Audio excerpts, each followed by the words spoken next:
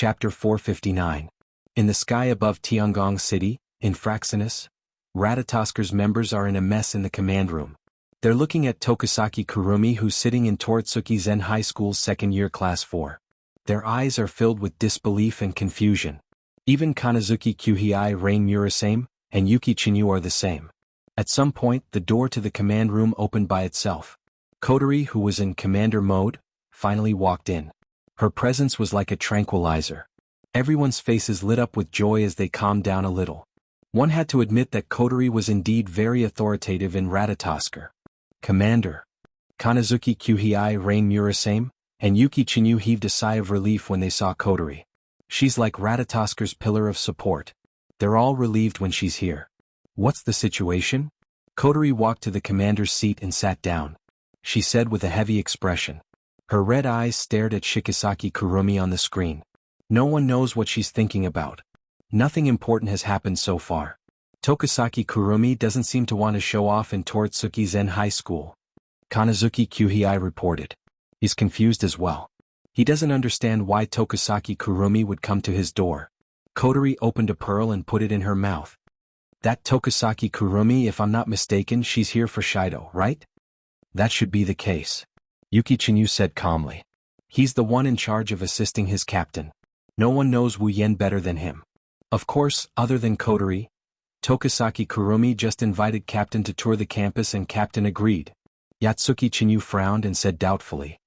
That Tokusaki Kurumi should be a very dangerous existence. She's obviously coming for Captain. It's impossible for Captain to not know. But why did Captain agree to Tokusaki Kurumi's request to be with her? Isn't that dangerous? I'm afraid Shido had no choice but to agree. Kotori narrowed her eyes. Tokusaki Kurumi is a reckless person. If Shido rejected her, the students of Tortsuki Zen High School would be in danger. Hearing this, everyone suddenly understood. Yue Chinyu looked at the big screen and clenched his fists. But won't Captain be in danger? Kotori looked at Tokusaki Kurumi on the screen. Then she shifted her gaze to Wu Yen, who was standing beside Tokusaki Kurumi. She asked him in a low voice. Shido, what are you planning to do? Kotori thought for a moment and turned to Yuki Chinyu. Have you contacted Shido? I did. Chinyu gritted his teeth. Captain told me to inform Commander that since Tokusaki Kurumi didn't make a move immediately, he shouldn't make a move now. Captain, you shouldn't act rashly. Observe the situation before deciding what to do. Kotori nodded. Shido's choice is correct. With that, Kotori stood up and shouted to everyone in the command room, everyone, prepare for battle. If anything happens to Shido, you are allowed to activate the battle mode. Yes. Everyone was shocked. Ratatasker's main goal was to save the elves, so this so-called battle mode had never been activated before. The only reason it existed was because of the AST. But now it was allowed to be activated for a single elf. In the past, this was something that was simply impossible. However, no one hesitated and agreed. After all, the present was different from the past. Tokusaki Kurumi was not a kind-hearted fairy who could harm other living beings at any time. Against such a fairy, who was an important member of the organization, who could be in danger at any time, no one had any objections to starting a battle mode. Kotori's expression improved a little when she saw the order being carried out. However, she still frowned. She turned to Yuki Chinyu and said, Yuki, go to Tortsuki Zen High School. Be prepared to support Shido. Yes, Commander. Yuki Chinyu replied and ran out of the command room. Kotori glanced at everyone who's busy. She touched the sealing bracelet on her hand. Her eyes flickered with uncertainty. After a while, she sighed and looked at Wu Yen on the screen. She murmured softly. Shido, please be safe. Tokusaki Kurumi's participation is just a small disturbance in the daily life of the students who don't know anything. Even if something happens, it won't be a big deal. If it wasn't for Tokusaki Kurumi's outstanding appearance and elegant demeanor, she wouldn't even be able to cause a small disturbance. However, for those who know Tokusaki Kurumi's background, it's a big deal. No one can deny that Tokusaki Kurumi is crazy. Such a crazy elf was really capable of doing anything. When the bell rang, the people in the classroom looked at Wu Yen and Toshisaki Kurumi with envy and curiosity before leaving the classroom.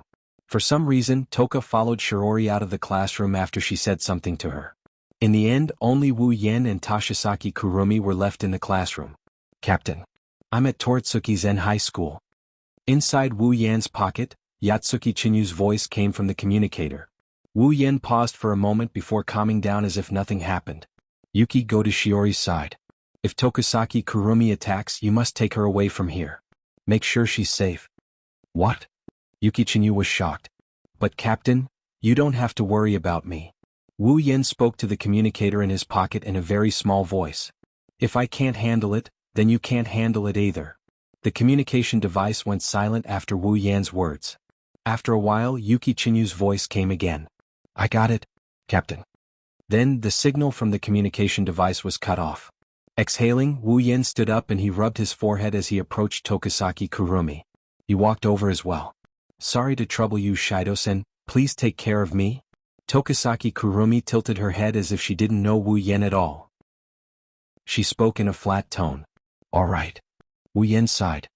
Let's go. Hearing Wu Yan's answer, Tokusaki Kurumi smiled and tapped her cheek. She narrowed her eyes and followed Wu Yen out of the classroom. On the other side of the classroom, Tokusaki Kurumi looked at Wu Yen and Tokusaki Kurumi walking together. She muttered in dissatisfaction. What the hell is he doing? Why did he choose Shido out of all the girls?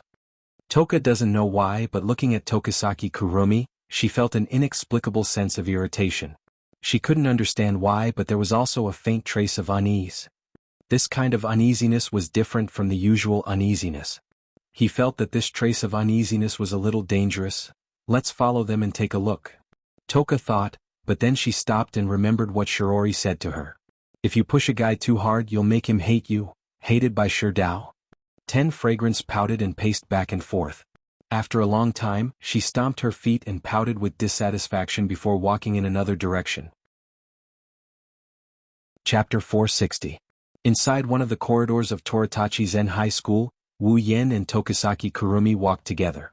They looked at each other like strangers, they didn't even talk to each other. That's if you ignore Tokusaki Kurumi's constant glances at Wu Yen. As they leisurely walked along the corridor, neither of them spoke first. They tacitly walked in the same direction.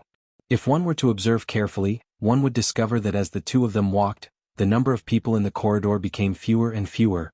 When they reached a deserted corridor, the two slowed down their pace. With his hands behind his head, Wu Yen yawned lazily. Finally, he started talking to her for the first time since they started walking together. So, what are you doing here? Tokusaki Kurumi? Tokusaki Kurumi chuckled. Her wine-red eyes flashed with a peculiar glint. She turned towards Wu Yen. Era Shido-sen, why do you say that? Wu Yen stopped. Tokusaki Kurumi stopped as well. Wu Yen turned around to look at Tokusaki Kurumi. Wu Yen snickered. Don't tell me you're really here for school? Tokusaki Kurumi's beautiful eyes narrowed into crescents. She took a few steps forward and approached Wu Yen. She didn't stop until she touched Wu Yan's body. Her head was still moving towards Wu Yen. Wu Yen frowned as he looked at Tokusaki Kurumi, who was getting closer. He couldn't help but take a step back. However, Tokusaki Kurumi didn't give up and continued to press closer to Wu Yen. Wu Yen had no choice but to step back. After a while, Wu Yen felt a cold touch on his back and he couldn't retreat anymore. He could only let Tokusaki Kurumi get closer to him and fall into his arms. From the outside, it looked like a girl in love falling into the arms of her lover. Her soft body fell into Wu Yan's embrace. Tokusaki Kurumi's huge chest pressed against his chest. It gave Wu Yen a strange feeling. However, Tokusaki Kurumi didn't seem to be satisfied. She twisted in his arms and looked at Wu Yan's face. Her face flushed red as if she was aroused. That woman. In the command room, Kotori saw the scene on the big screen and crushed the jewel in her mouth. The crisp sound caused everyone in the command room to shiver. They could feel their commander's resentment from this action. It would be fine if it was another elf, but it's Tokusaki Kurumi. Kotori is very unhappy. Tokusaki Kurumi's personality is a bit of a headache for Wu Yen. However, it's an undeniable fact that Tokusaki Kurumi has a face that can drive anyone crazy. Coupled with her blushing face, Wu Yen couldn't help but feel a little restless. Wu Yen didn't know whether to laugh or cry at this. Wu Yen suppressed the restlessness in his heart and looked away helplessly. I say, what are you trying to do? What's wrong? Tokusaki Kurumi tilted her head and smiled. Don't you like it, Shido-san? Wu Yen shook his head. Don't tell me you like doing this kind of thing? Tokusaki Kurumi nodded without hesitation when she heard Wu Yan's words. Ah yes, if it's Shido-san, I'm very willing, I like it very much. Wu Yan gulped. He didn't know what to say inside. I don't think I have that much charm to make a beautiful girl like you fall in love with me, at least when you've only met me once. You're wrong, Shido-sen.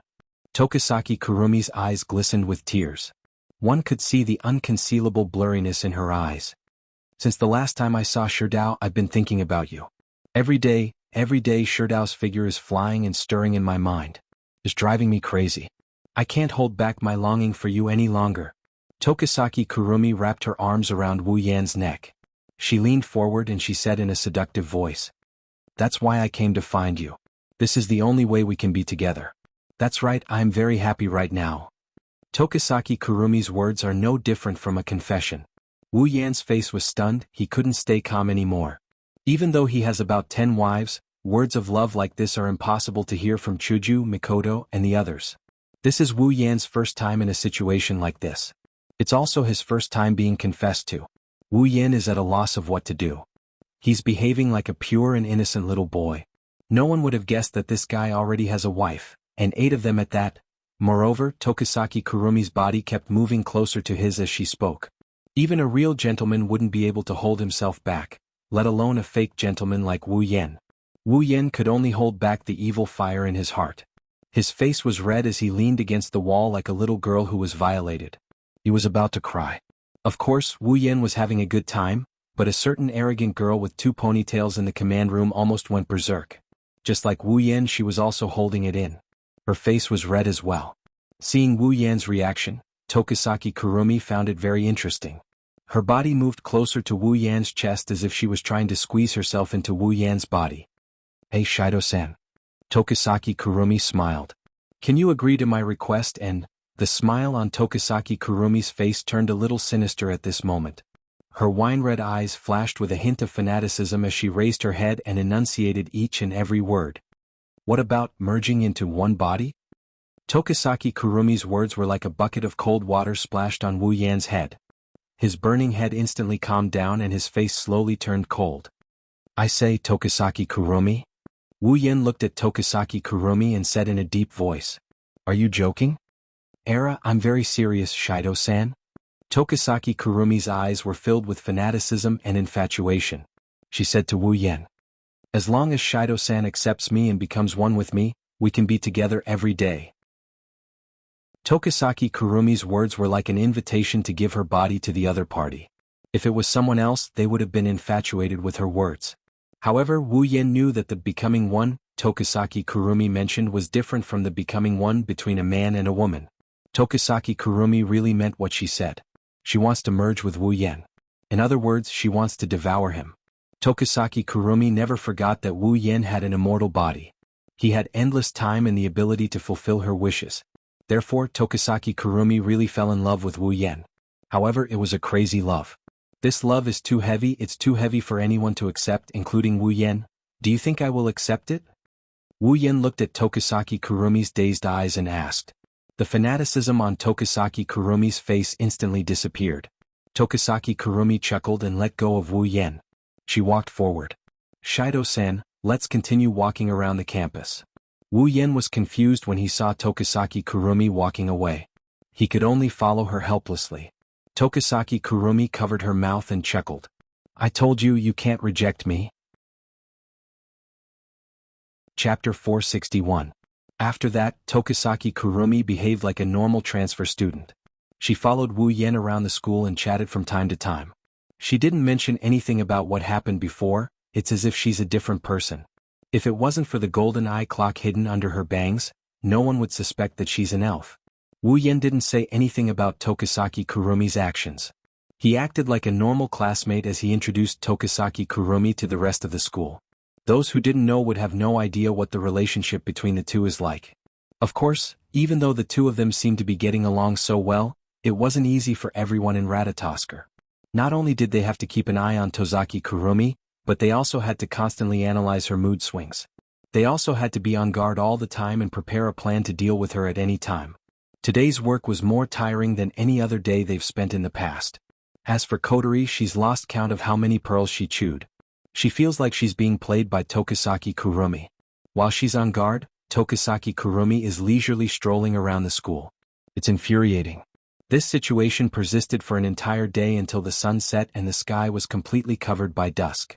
Only then did the two of them end their long school trip. At the entrance of the school, Wu Yen looked at Tokisaki Kurumi standing in front of him with an elegant smile on her face. She's carrying a backpack. She's especially dazzling under the dusk. If he could, he really hoped that Tokisaki Kurumi would always be this calm. I've really troubled you today, Shido-san? Tokisaki Kurumi tilted her head and smiled. I'm having a great time. Wu Yen looked at Tokisaki Kurumi seriously. Tokisaki Kurumi returned a beautiful smile to prove that she's having a great time. Wu Yen could only sigh. That's good, Tokisaki-sen. You can call me Kurumi. Tokisaki Kurumi took a few steps forward and stared at Wu Yan's face with her red eyes. Wu Yan felt pressured. I know, Kurumi. Kurumi seemed happy to hear Wu Yan call her that. She rolled her eyes and said, Then Shido-san, can you agree to another request of mine? Again? Wu Yan's mouth twitched. Don't tell me it's another request to become one. I don't have that kind of fortune. Era Shido, you're such a joker? Kurumi didn't care and looked at Wu Yan with a hopeful gaze. Actually, I don't know much about this city, so can I trouble you again, Shidao? Can you take me out for a walk tomorrow? Wu Yan was surprised. This isn't an invitation to date, right? I just don't know if I have the honor to do so, Kwang-san said with a smile. There was no trace of shyness in her tone. It was as if she wasn't talking about a date but a guest. Wu Yan frowned and he hesitantly glanced at Kurumi. Kurumi's unwavering smile and the anticipation in her eyes. She doesn't look like she's faking it. Wu Yan hesitated. To be honest, going out on a date with Kurumi is making him nervous. He's worried that Kurumi might not be able to hold back her urge to attack him and swallow him whole. But if he rejected her, let's not talk about how Kurumi would react. Let's talk about his side. Not only did he need to complete the second instance dungeon mission, but Kurumi wasn't evil to the core. On the contrary, she was actually a very kind person. Rejecting her just because her personality was a bit scary, it was a bit unreasonable. Kurumi saw Wu Yan's hesitation, so she didn't urge him. She just stood there and waited for Wu Yan's answer. The whole place became quiet. Shido, accept her offer. Kotori's voice came from Wu Yan's wireless earpiece. Wu Yan, who was contemplating whether or not he should agree to Kurumi's request, was surprised. His face remained expressionless, but there was a hint of doubt in his eyes. No matter what, Tokisaki Kurumi is still our target. If we can spend more time with her, we might be able to obtain some useful information. Moreover, this elf is still a little dangerous. It's a good thing to have her under our noses, Kotori analyzed calmly while curling her lips. Besides, if something happens, we still have Toka and Yoshino. With their abilities and your power, why should we be afraid of Tokisaki Kurumi? At this point, Kotori's voice was filled with displeasure. Unlike the original Kotori, Itsuka Shido's seal was too half-baked. Whenever the elves' emotions were unstable or they had a strong desire, they would be able to retrieve their power and regain their strength. But in this world, they can only wear the sealing bracelet. Once they wear it, there's no other way to remove the seal except for white sealing bracelet. This was also what made Kotori unhappy. If she could use her fairy force, she would have taught Tokisaki Kurumi a lesson for acting so recklessly. Kotori is confident in her power, she won't lose to Tokisaki Kurumi. And that's the truth. Kotori's words shattered the last bit of hesitation in Wu Yan's heart. He nodded and looked at Kurumi. I understand. Tomorrow, right? I'll be there on time. Hearing this, Kwang-san finally smiled and closed her eyes.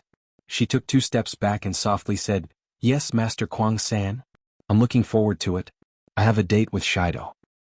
Then I'll take my leave. Kurumi turned around and ran away.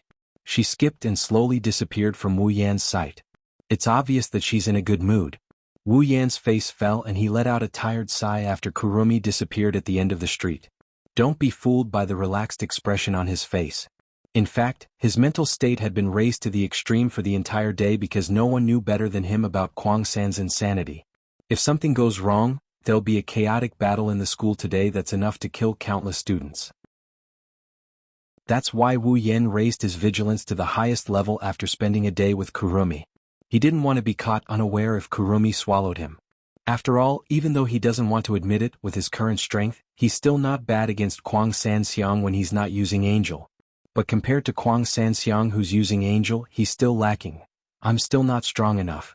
Increasing my strength is the most basic solution. Wu Yen shook his head and rubbed his forehead to relieve his fatigue. He took a deep breath and looked at the direction Kurumi disappeared. If things went according to the original plan, there should be a few idiots who went to flirt with Kurumi and got swallowed by her. Of course, even though he knew Kurumi was swallowing people, Wu Yen didn't plan to intervene. If they were innocent, he could go and plead for them. With Kurumi's attitude towards him, she wouldn't offend him for a few ordinary people. However, Wu Yen wouldn't be so kind as to save those scumbags who came to his door. Just because he has the name Itsuka Shido doesn't mean he is Itsuka Shido. He doesn't have a compassionate heart. He has killed a lot of people himself. He can save innocent people if he wants to. But if it's someone who deserves to die, he's not going to stick his nose in their business. Let's think about tomorrow's date. Chapter 462. The next day, Heavenly Palace City. Standing at the intersection of a certain street, he looked at the bustling crowd coming and going. He looked up at the sky and estimated the time. He couldn't help but sigh. In order to go out and have a normal date with Kurumi, Wu Yen put in a lot of effort, and only he knew how hard it was. Not only because of the process of the date, but more importantly, Toka. In the original work, the protagonist also had a date with Kurumi, but that date, in Wu Yan's view, was more appropriate to call it a day of suffering than a date. Because in the original work, it wasn't only Kurumi who went on a date with the protagonist, but also Toka and Yuichi Origami, for various reasons, also went on a date with the protagonist. In other words, in the original work, the protagonist went on a date with 3 girls on the same day. It sounded like a perverted idea, but after truly enjoying it once, I realized that it was nothing more than torture. Not only did I have to take care of all 3 aspects, I also had to prevent the 3 girls from meeting each other in case a fire broke out in my backyard. In the original novel, the date between the protagonist and the 3 girls fully demonstrated the truth of, this world is really small. Even though Heavenly Palace City was so big, the 3 girls had passed each other back and forth countless times. This made the protagonist try his best to smooth things over and exhaust himself. But in the end, he still met them. Although Yuichi Origami has nothing to do with him here, and it's impossible for her to invite him on a date, he didn't want to follow the tragic path of the protagonist in the original work. As for Toka, Wu Yen put in a lot of effort. Not only did he play with her for the whole night, but he also cooked for the whole night, almost making Wu Yan's true ancestor body collapse. Fortunately, in the end, Toka was satisfied and didn't bother him this morning, allowing him to get away smoothly. Otherwise, Wu Yen wasn't sure if Toka would suddenly want to follow him and let him experience the same thing as the protagonist in the original work. Of course, Kotori definitely contributed a lot to this. After all, he was with Kurumi today, and if something went wrong, they might get into a fight. If that happens, he would need Toka's help. Kotori spent a lot of time talking to Toka about Ratatoskr and the elves, letting Toka know what Wu Yen did for the elves. This made Toka very moved, perhaps because she thought of the scene where Wu Yen saved her. It made Toka sympathize with Kurumi, who was also an elf. So when Kotori asked for Toka's help in times of need, Toka readily agreed. This made Wu Yen almost burst into tears. Sure enough, having a sister who can do and see in all kinds of ways is a very happy thing. Moreover, with Toka's feelings for Wu Yen, even if she was jealous, she wouldn't just watch Wu Yen die. Not to mention, Toka understood the situation very well, so it was reasonable for her to agree. As for Yoshino, her original words were, Yoshino will do whatever Brother Shido says. And so Wu Yen stood here, waiting for Kurumi's arrival. Without a doubt, compared to the protagonist in the original work, Wu Yen was much happier. Shido, you really don't need our support? There are many experts in this field in Ratatoskr. Kotori said to Wu Yen through the radio for the umpteenth time. She sounded very confident in those so-called experts, which made Wu Yan's heart ache a little. I really don't need it. Wu Yen firmly rejected Kotori's offer. He really didn't know where the shrewd Kotori got her confidence from, to have such high hopes for those so-called experts. Then be careful, Kotori said helplessly. But she's not worried about her brother's abilities. At least there are 2 elf girls who have been successfully conquered, right? Or perhaps there are 3. After an unknown amount of time, Kurumi's figure finally appeared at the end of the street. She slowly walked towards Wu Yen, causing Wu Yen to look up. The moment Kurumi appeared, everyone on the street stopped in their tracks. Their eyes couldn't help but be attracted to her. Even some girls couldn't help but glance at her. It could be seen that at this moment, Kurumi had become the focal point of the scene. Her remaining wine-red right eye saw Wu Yen on the other side of the street. Her entire eye lit up and a dazzling smile appeared on her face. Everyone who was looking at Kurumi was stunned. She acted like she didn't notice anything and walked towards Wu Yan. I'm really sorry for making you wait. Kurumi stood in front of Wu Yan and smiled at Wu Yan. She bowed and apologized. I didn't wait that long. Wu Yan shrugged and said casually, plus, in a situation like this, isn't it normal for a guy to wait for a girl? Allah, Shirdao is really a gentle person. Kurumi's mouth curved into a smile. She seemed to be very satisfied with her answer. So, Shido, where should we go? Kurumi looked at Wu Yan with an expectant gaze. Wu Yan couldn't help but feel a bit embarrassed. He bitterly smiled inside. If only Kurumi was always like this. He didn't know how many times he lamented in his heart. He scratched his face and then he laughed awkwardly. If you don't mind, let's go to the zoo. That idiot. Kotori cursed in the command room. She shouted into the radio, Are you a kid? It's a date, why go to the zoo? Wu Yan turned a deaf ear to Kotori's words. He looked at Kurumi and he waited for her reply without saying anything. Kyuhei Kanazuki and Rain Murasame shook their heads. They thought Wu Yan made a stupid decision. A date like a movie theater, an amusement park, or even a concert is the wisest choice. Isn't the zoo a place to bring a kid? However, what happened next made everyone's jaws drop. Their jaws almost hit the ground. Kurumi's eyes lit up, a faint look of excitement appeared on her face. She looked like Toka who saw a delicacy, Mikoto who saw a Gouda, and Ikaros who saw a watermelon. There was a deep blurred look on her face.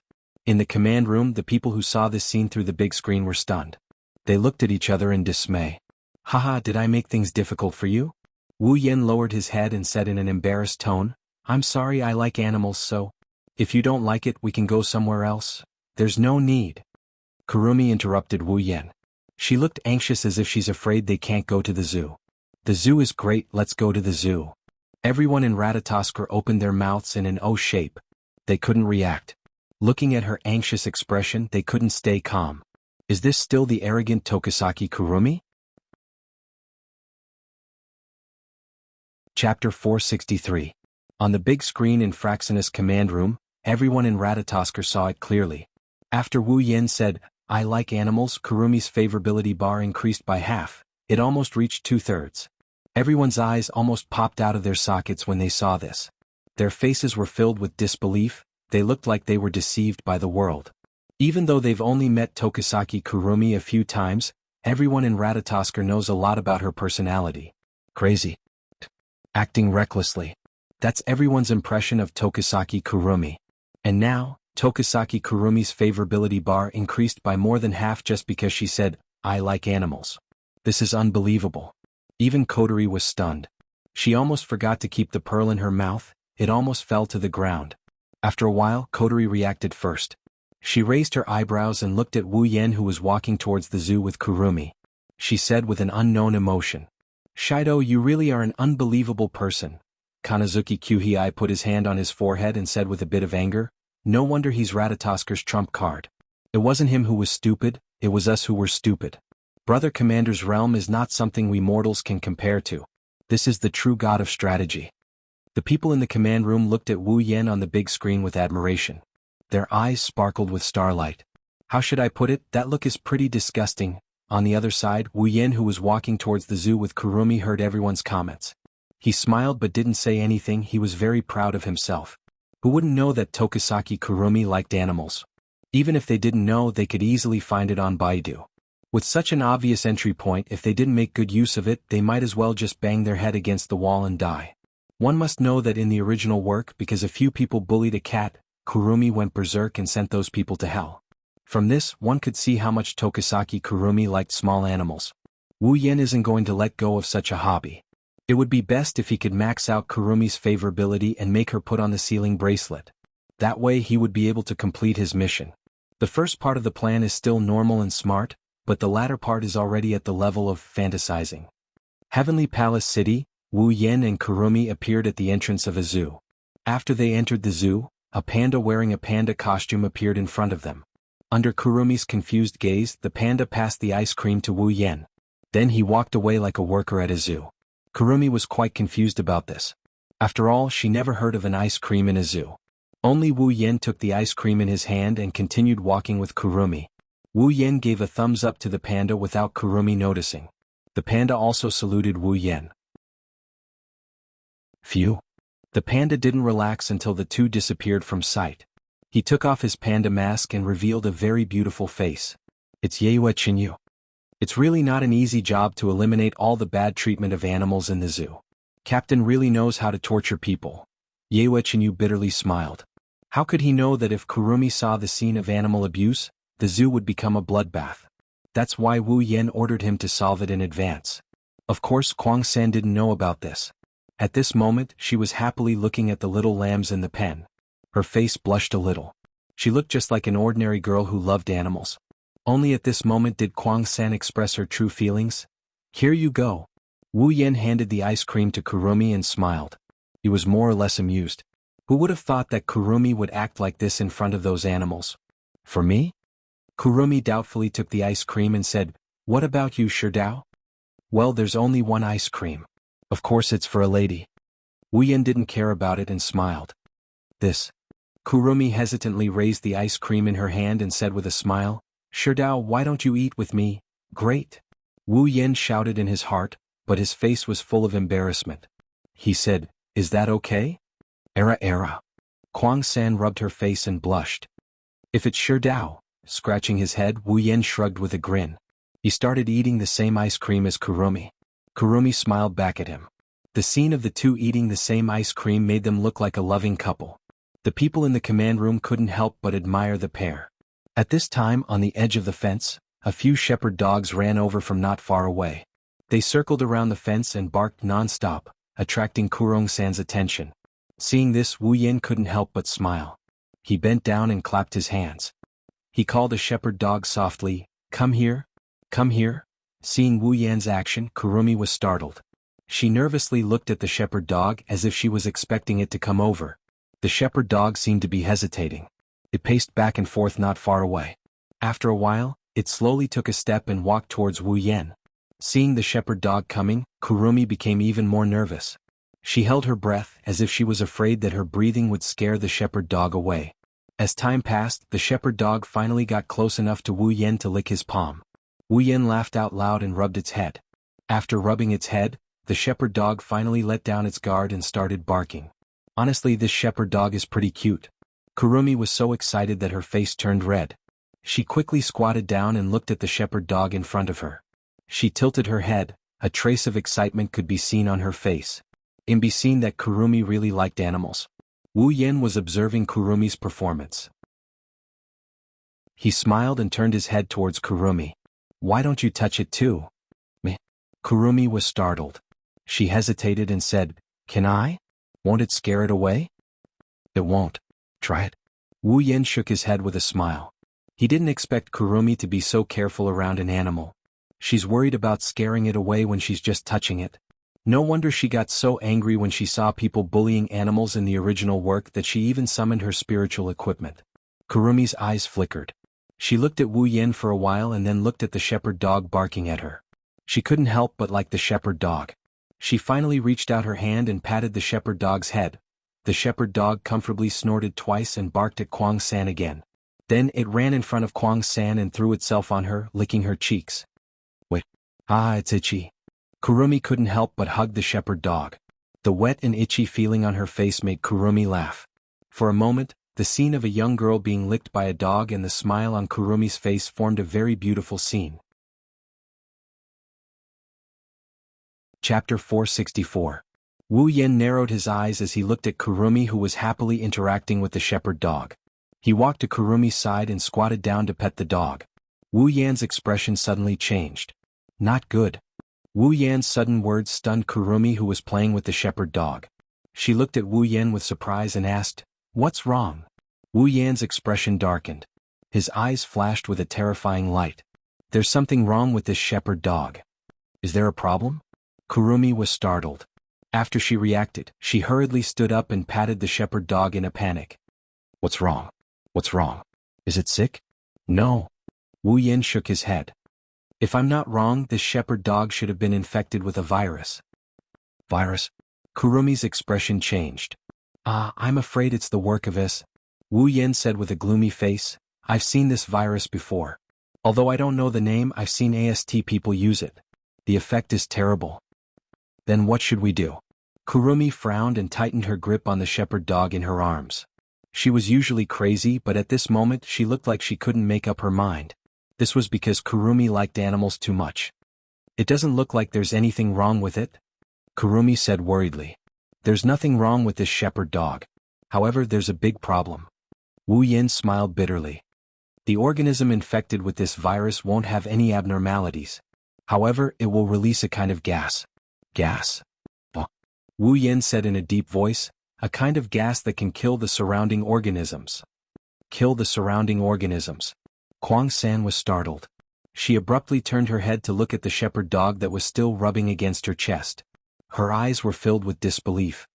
"What you mean is that even we—" "That's right, we won't be spared either," Wu Yin said in a loud voice. He then stood up and looked at the shepherd dog. A murderous look flashed in his eyes. "Looks like I have no choice but to kill it." "What did you say?" Kuang San's expression changed drastically. An ominous glint flashed across her wine-red eyes as she looked at Wu Yin. "You said you want to kill it?" Kuang San's face was filled with madness. "That's right." Wu Yin raised his hand. Lightning flashed in his hand to prove his words. "Only by killing it will the virus die and the death gas will not be born." Following Wu Yan's words, the atmosphere became heavy. The passers-by around them disappeared without a trace. Other than the two who are staring at each other, there is only a flock of sheep and a few shepherd dogs lingering in the area. After a long time, Kuang San laughed. She stood up and looked at Wu Yan with an evil smile on her face. "Ah, Sherdao is really something. It's rare to have a date, but you're talking about fighting and killing. It's so sad, so sad. There's nothing we can do about it?" Wu Yan looked at Kuang San's eyes without fear. "If we don't do this, the death gas will continue to be released." "So what?" Kuang San smiled indifferently. "You and I won't die anyway, right?" Indeed, no matter how deadly the gas is, it's useless against Wu Yin, who has an immortal body, and Kuang San, who has countless lives in the timeline. Wu Yin seemed to have expected Kuang San's words. He sneered. "Yes, we won't die, but what about the sheep and shepherd dogs around us?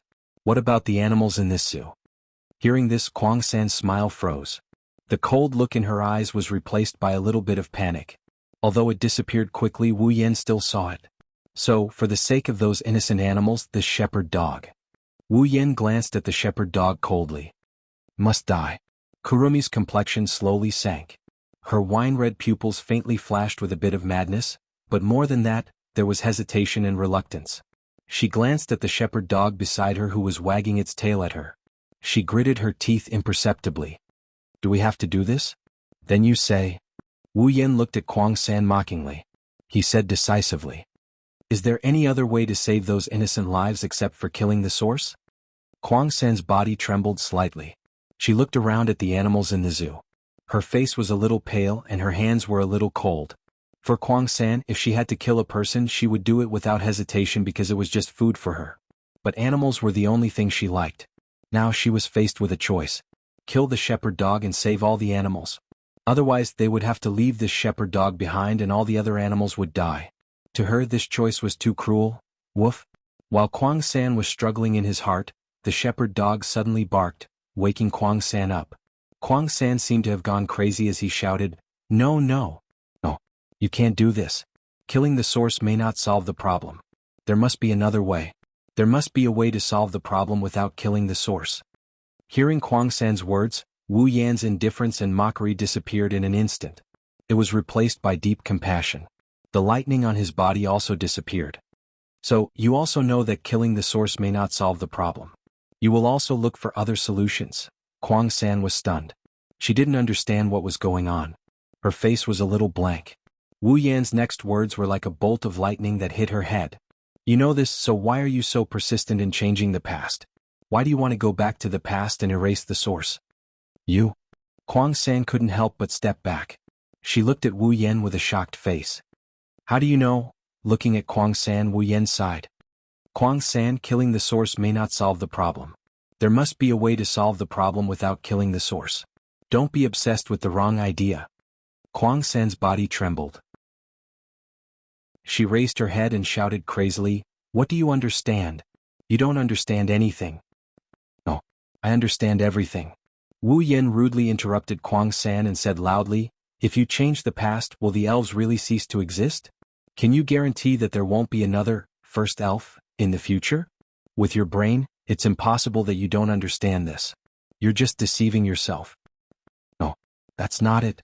It's not like this. Kuang San stepped back step by step as if she had collapsed. She shouted at Wu Yan, only by killing the first elf, can everything go back to the beginning. Everything can start over. Humans and elves shouldn't meet.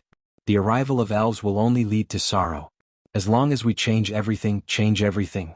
Yes, that's right. Kuang San raised her head. Her wine-red eyes were full of fanaticism and fascination. She looked at Wu Yan as if she was looking at the most beautiful treasure. She laughed wildly.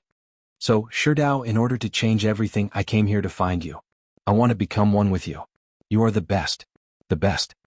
As Kuang San's voice sounded, the surrounding air seemed to become a little sticky. Saw. Kuang San reached out her hand to Wu Yan and smiled, "Be with me forever." Chapter 465. Be with me forever. A gentle breeze brushed past the scene, sweeping up a few green leaves. It swept past the two people who were facing each other from afar. Time seemed to have stopped at this moment. Looking at Kuang San, who was standing in front of him and reaching out her hand, Wu Yan sighed and said seriously, "If you mean be with me forever, then I refuse." Kuang San smiled like a flower. She didn't change her expression because of Wu Yan's words. However, her wine-red eyes shone with a scarlet light. Her smile became a bit ferocious. "Ah, Sherdao." Kuang San tilted her head and said with a smile, every time you cruelly refuse me, but..." Kuang San raised her head. "I should have said that you can't refuse me." After saying that, a dark purple stream of air burst out from Kuang San's body. Black and purple ribbons revolved around Kuang San. Bits of black light emerged from Kuang San's body and floated into the air. At the same time, an evil and dark aura wrapped around Kuang San's body. Divine spiritual equipment? 3 times Elohim. Following that shout, the dark aura around Kuang San's body dissipated. A gothic dress appeared on her body. Her long black hair was tied into 2 ponytails. Her wine-red right eye flashed with scarlet light. The golden clock on her left eye also started to spin. Kuang San. Wu Yan gritted his teeth and shouted, "How long are you going to lie to yourself like this? Shut up." Kuang San coldly looked at Wu Yan. Her hands shook and a long and short gun and rifle appeared in her hands. She crossed her hands and raised her head. "No matter what, you are mine. You can't escape. You can't escape." Hearing Kuang San's crazy words, Wu Yan's anger rose. He waved his hand and countless scarlet spatial ripples appeared behind him, pointing at Kuang San. His wine-red eyes turned into a noble gold color and a violent pressure descended on this space. "Since you insist on dreaming, then I will beat you awake even if I have to beat you." A voice that seemed to resound from the horizon echoed in this space. The pressure of a true ancestor mercilessly poured on Kuang San's body, causing her slender body to sink down. It was as if an entire sea of blood was pressing down on her body. A suffocating feeling swept through Kuang San's mind. The boundless anger of its master made this pressure seem like a real airflow. Kuang San felt like her body was being pressed down by a mountain, causing her bones to begin to creak. However, this kind of pressure not only didn't make Kuang San tremble, but she also couldn't help but laugh wildly. Her red and gold eyes stared straight at Wu Yan, who was like a demon god descending from the heavens. Her voice was full of infatuation and love as it came out of her mouth. "Great. That's great. Sure enough, a scholar is the best. The best. I must have you. I must have you. Ha. Ha. Begin. Begin." At this time, Kuang San had completely lost her mind. There was only one thought left in her mind, and that was to obtain Wu Yan. A moment ago the zoo was still quiet and serene. At this time, it was shrouded in a stormy atmosphere. The surrounding animals were like dinosaurs that had encountered the end of the world. They screamed in fear and fled into the distance.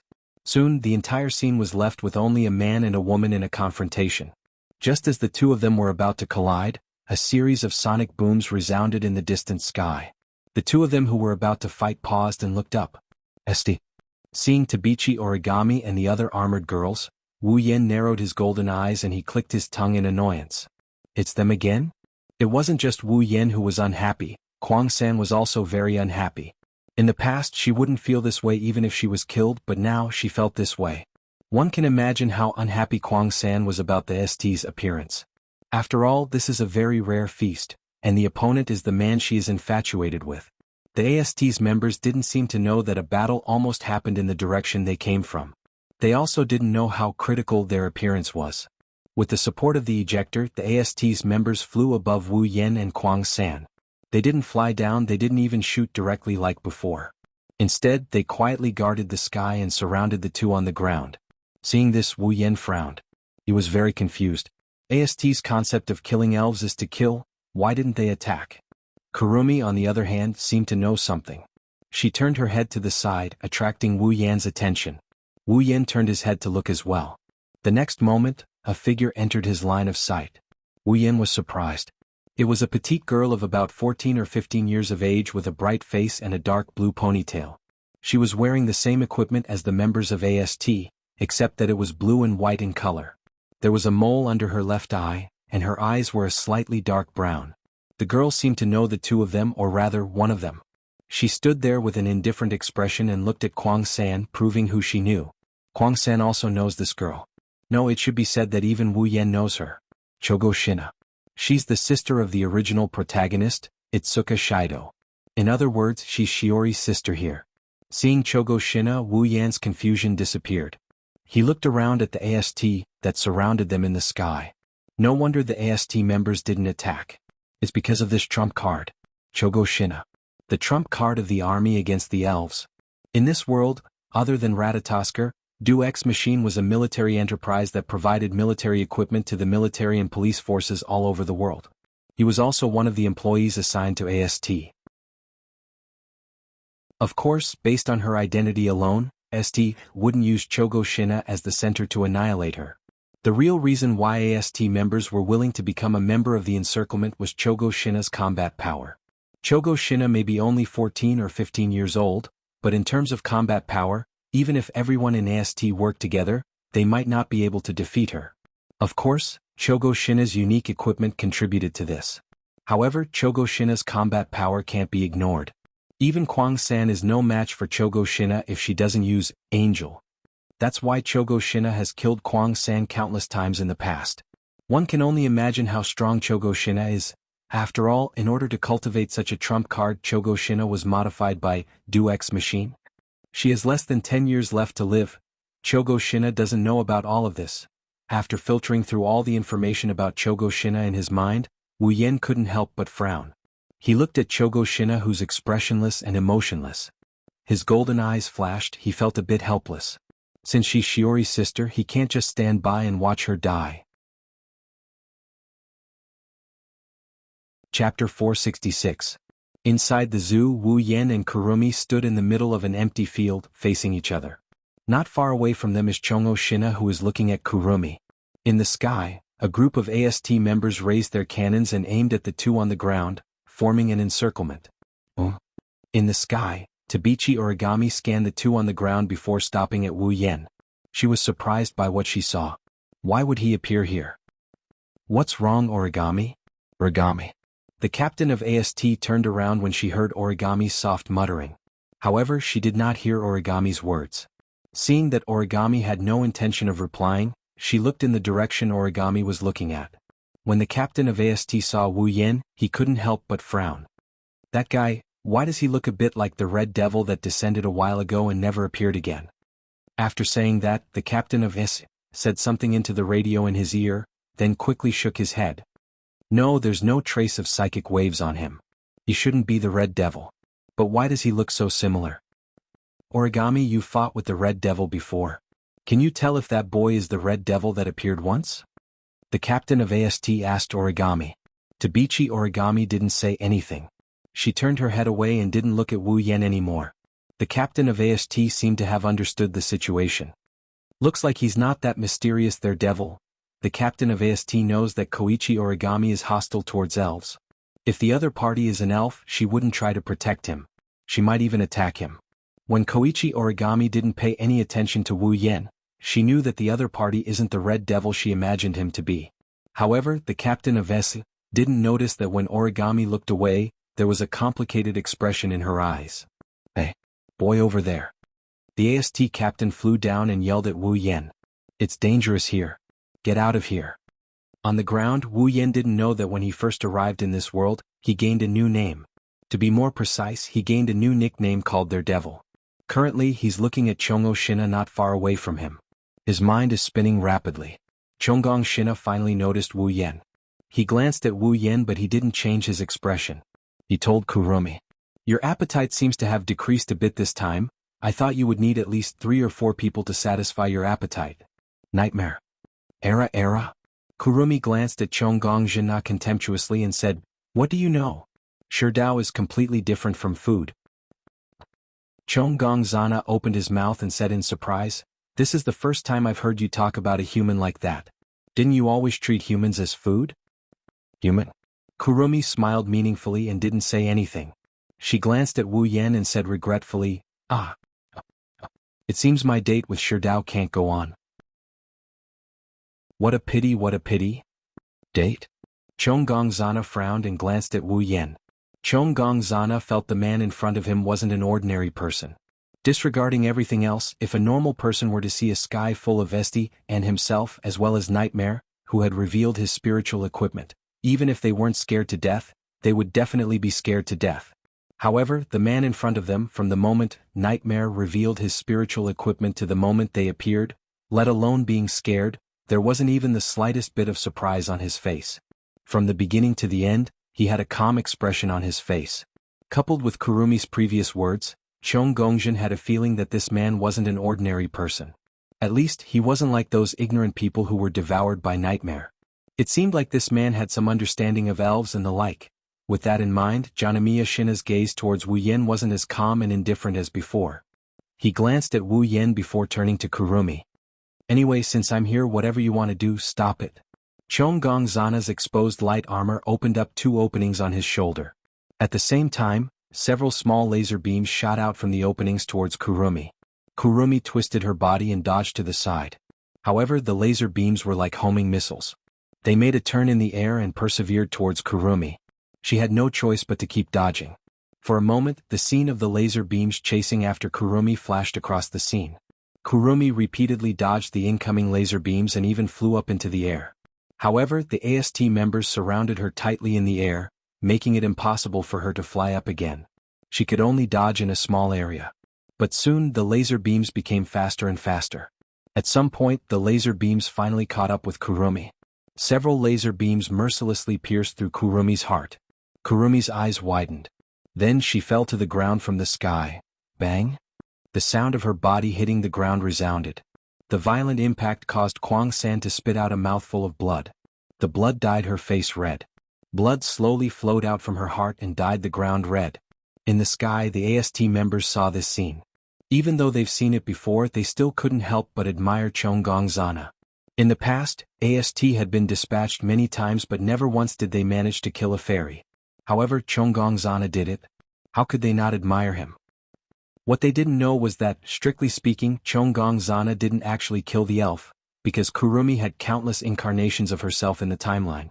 She couldn't die unless all of her incarnations were destroyed, or her original body was killed. Unfortunately, when the AST people appeared, Kurumi had already been swapped out. In other words, the Kurumi on the ground was just a fake. The real Kurumi was nowhere to be found, Sherdao. On the ground, the dying Kurumi struggled to raise her head. Blood spurted out from her mouth. She reached out her hand to Wu Yan and said reluctantly, You are my thing. In the end, you will become mine. You can't refuse me." After saying that, Kurumi lost all her strength. Her hand that reached out to Wu Yan slowly fell down. Wu Yan's expression didn't change as he looked at Kurumi lying on the ground covered in blood. His calm demeanor surprised the AST members and Chongmia Shina. Inside, they didn't feel too good about it. He knew that the Kurson in front of him wasn't the real Kurson, but he was the Kurson from the past. In other words, the Kurson who was about to die was the real Kurson who came from the past to the present. She abandoned her past. Wu Yan looked up at the sky in a daze. Chapter 467. Seeing Kwang San on the verge of death, Chonggong Zhina didn't stop. Instead, he pulled out a huge lightsaber and walked towards Kwang San, who was about to die on the ground step by step, as if he was afraid that Kwang San wouldn't die, and wanted to kill him completely. This was understandable. After all, Chonggong Shina had killed Kurumi many times in the past. However, every time Kurumi died, she would appear again and devour humans. Chonggong Shina had no choice but to do so. Chonggong Shina came before Kurumi with his lightsaber. He looked at Kurumi's pierced heart and bloodied face. There was no trace of pity in his eyes, only numbness. This was proof of Chonggong Shina's vicissitudes of life, and it also recorded the number of times he killed Kurumi. Raising the light sword in his hand, Chonggongzhen planned to put the light sword on Kwangsan's neck as usual and then cut her throat. Chonggongzhen only hoped that this time, he could kill Kwangsan completely and make her unable to come back to life. However, just as Chonggongzhen was about to slash the light sword in her hand, a hand suddenly appeared beside her and grabbed her hand that was holding the sword. Chonggongzhen was shocked. She subconsciously turned her head to look. Suddenly, she saw a face that had not changed at all from the beginning to the end. She was stunned. Not only her but even the AST in the sky were stunned. "What are you doing?" Chonggong Shina was puzzled. She knew that the man in front of her wasn't an ordinary person, but Kurumi wanted to eat him. Then why did he stop her from killing Kurumi? Glancing at Chonggong Shina's puzzled expression, Wu Yen sighed. "You don't need to comfort yourself with this method. After all, even if you do, you know that it's useless." Chonggong Shina lowered his head and said expressionlessly, "You don't understand. Tokisaki Kurumi is a special elf. No matter how many times you kill her, she will come back to life. So you can kill her completely by doing this?" Wu Yen interrupted Chonggong Shina's explanation. Chonggong Shina was silent. Wu Yen didn't say anything else. He turned his head and looked at Kurumi, who was struggling to open her eyes. Wu Yen could see that Kurumi was fascinated by him, mocking Chonggong Shina, indifferent to her impending death and confusion about Wu Yen's behavior. Wu Yen bent down and reached out his hand to wipe the blood on Kurumi's face under everyone's puzzled, confused and surprised eyes. Abandoning the past is the past, the past, the past and the future. If you don't have the courage to accept the past, how can you go to the future? Of course, how can you change? Kurumi stared blankly at Wu Yen, who was gently wiping the blood on her face. Her mouth moved as if she wanted to say something. However, her body became cold and she gradually lost her strength, so she couldn't say anything. She could only stare blankly at Wu Yen. After wiping the blood off Kurumi's face, Wu Yen smiled and stroked Kurumi's cheek. "You're much prettier now." After that, Wu Yen looked at Kurumi absent-mindedly and murmured, "I really want to save you this time." Hearing that, Kurumi's slackened pupils became more focused. However, after a while they began to slacken again. This time, they slackened faster. When the last bit of vitality was about to disappear, Kurumi looked deeply at Wu Yen. There was a hint of reluctance in her eyes, as if she couldn't bear to part with Wu Yen. Then she completely disappeared. Wu Yen's hand paused. He touched her eyes and buried her unfocused pupils under her eyelids. Then he slowly stood up. No one noticed that in a corner far away, a red figure was slowly retreating until it disappeared. Looking at Kurumi, who had completely lost all signs of life, Shina and the people from AST breathed a sigh of relief at the same time. Then, they shifted their attention to the only person who was not related to them. "You." Chongya Shina opened his mouth. He hesitated for a moment and then turned around. "Forget it. You'd better leave this place quickly. Although you don't look like you don't know anything, it's better if you don't tell anyone about what happened today." Wu Yen didn't have time to respond. The other members of AST were stunned. They looked at each other. Is it okay to let her go just like that? However, they didn't object. Just like what Chongya Shina said, it's fine if they don't tell anyone about what happened here. Even if they did, not many people would believe them. Wu Yen scratched his face and shrugged. He smiled and said, "Well, I do want to leave, but you'll have to come with me." Chongya Shina paused and turned around. He asked in confusion, "Why do I have to go with you? Are you threatening me?" Wu Yen rolled his eyes and said, "Why would I do that? What's in it for me?" "Then what do you want?" Chongya Shina was a little unhappy.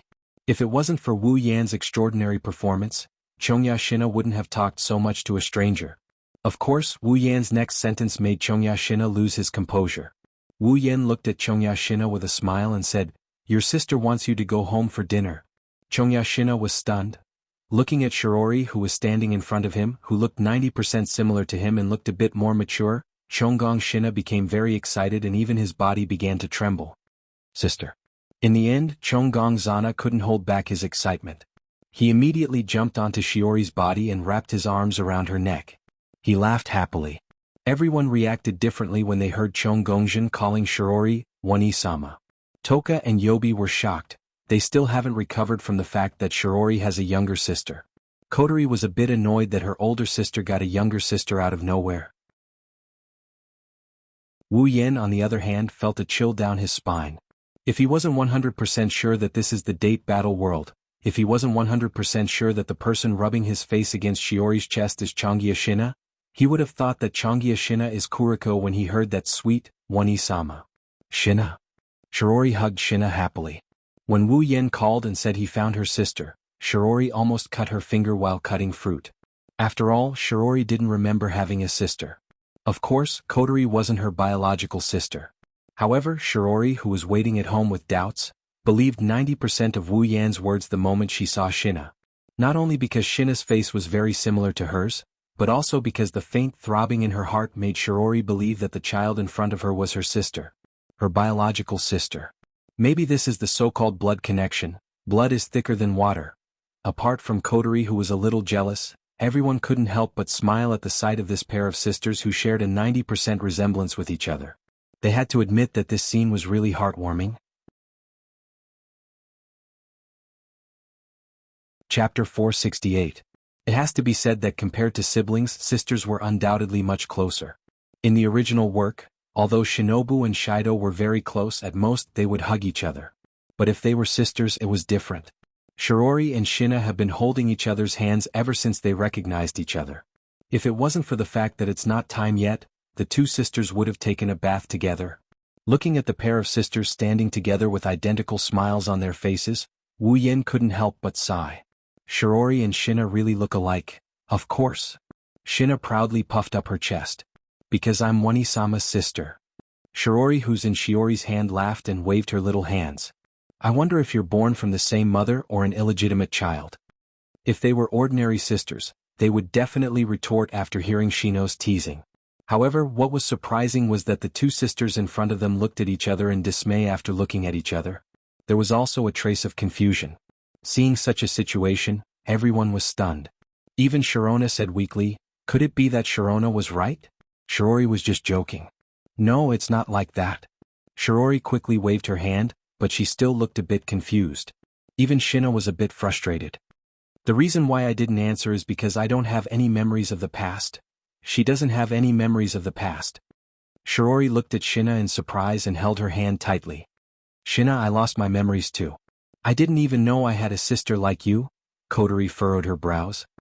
Since you lost your memories, how did you know Wani-sama is your sister?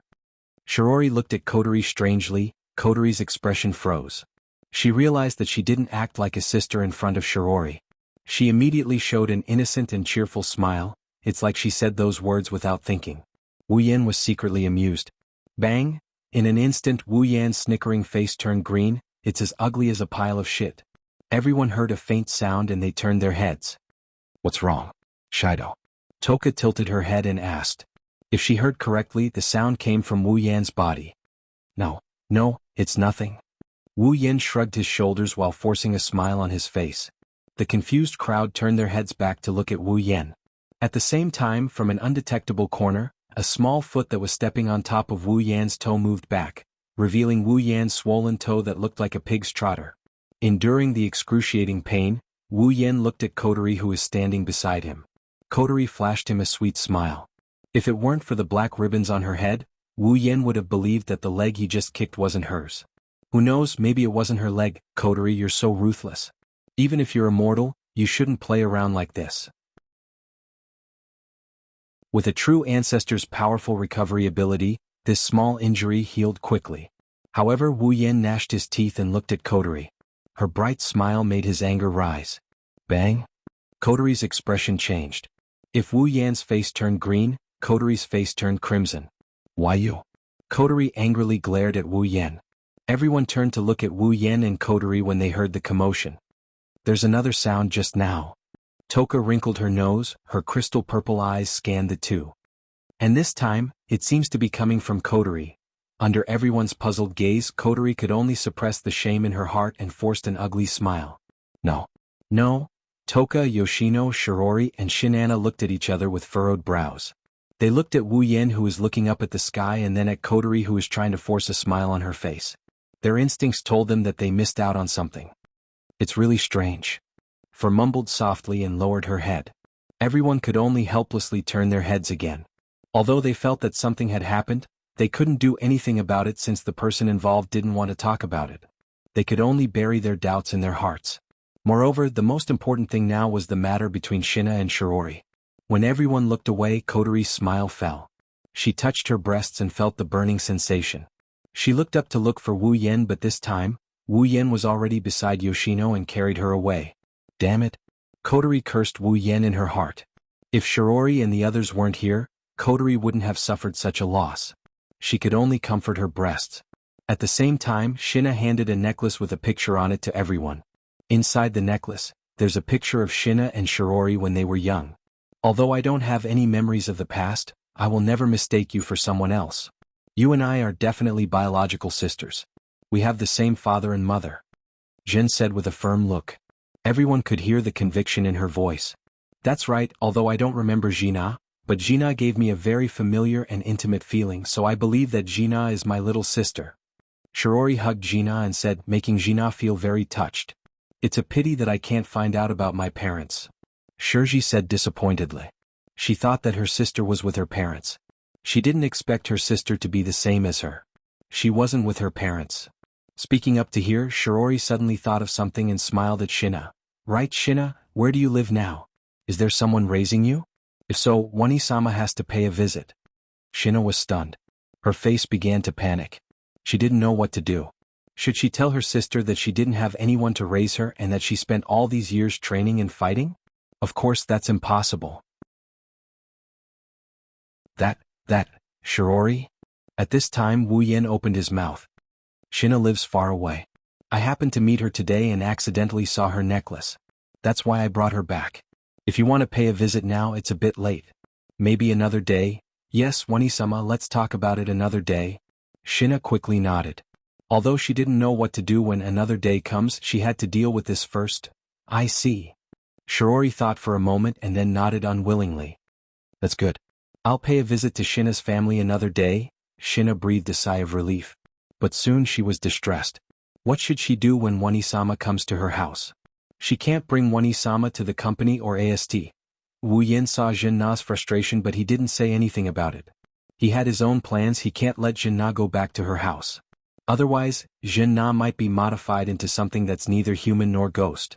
It's better to let her stay here. Of course, he can also let her stay at home. But Wu Yan has an even better place for her to go. He can give Jin-na. Chapter 469. Shinya, who is in the middle of being intimate with Shirori, doesn't know that Wu Yan has already arranged her escape route. Shiori's words put her in a difficult position. Shinya, since you live so far away, why don't you stay here tonight? Shirori tightened her grip on Shinya's hand. She doesn't have any memories of Shinya, but Shinya is still her sister. Shirori has a lot of questions to ask Shinya about her life. Jin-na was put in a difficult position. After all, she was now a member of AST, and lived in the workplace. If she did not return on time, it could be a big deal. Just like the military dormitory, nothing could be accomplished without rules. Even if Jin-na wanted to spend more time with Shirori, she had no choice but to reject her. Before Shinya can say anything, Wu Yan spoke again. Shirori, don't make things difficult for Shinya. If she doesn't go back tonight, her family will be worried. She's only 14 years old after all. If that's the case then, alright then.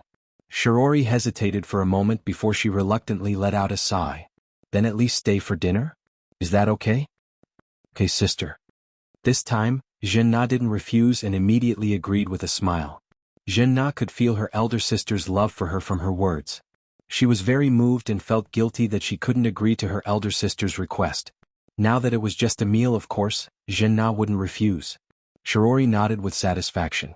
Originally, I should have let you eat Shirdao's dishes, but let me cook for you today, okay Shirdao?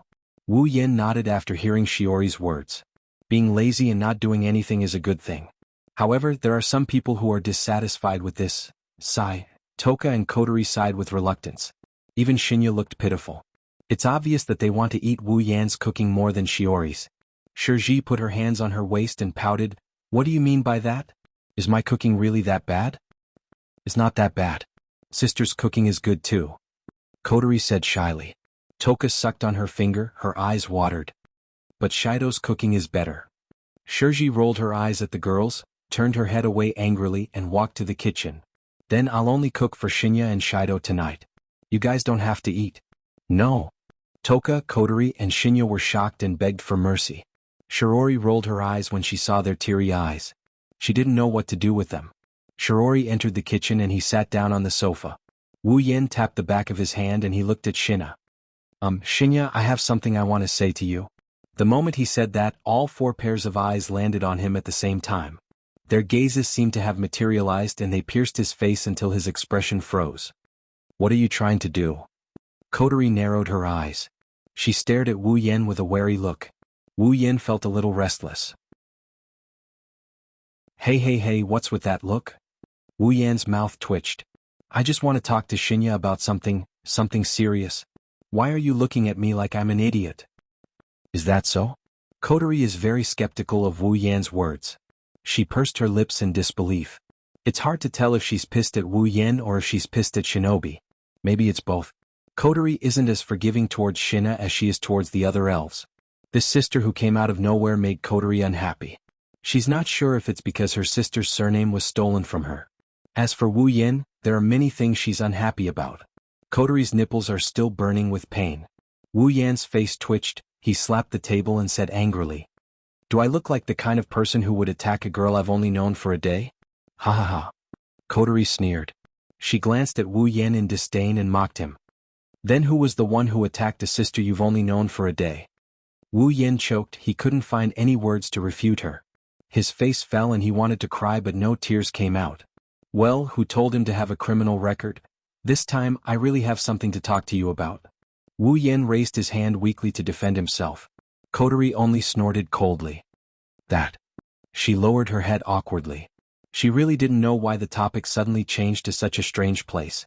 At the moment, she could only embarrassedly interrupt. Big brother, what do you want to talk to me about? Oniai-sama. Lord Big Brother?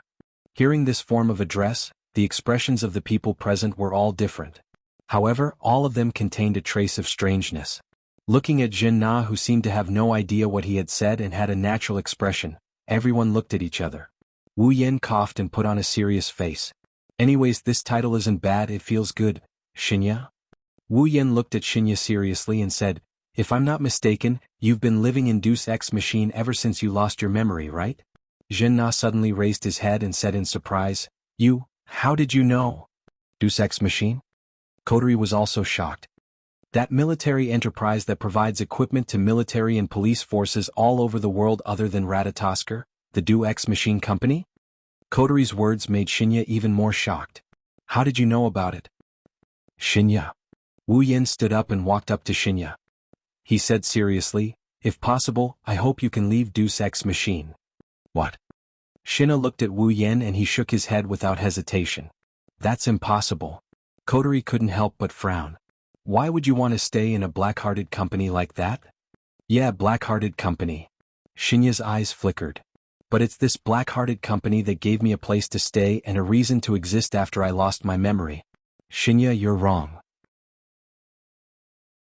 Wu Yan looked straight into Shinya's eyes and said something shocking. Do you know that they've already modified your body inhumanely? You only have 10 years left to live. What? Kotori and the others were dumbfounded. Then they shook their heads desperately. No, you're lying. Do you think I need to lie to you? Wu Yan looked at Shinya. Whether your body has been modified or not, a simple examination will reveal the truth. Do you think I would tell such an easily exposed lie? Shinya took 2 steps back. Her face was full of disbelief. Her delicate body trembled. Her eyes were filled with unprecedented fluctuations as if she was about to collapse. 10 years. Shinya looked at his hands. His eyes were filled with sadness. He didn't expect that he would receive such a piece of news when he just met his family.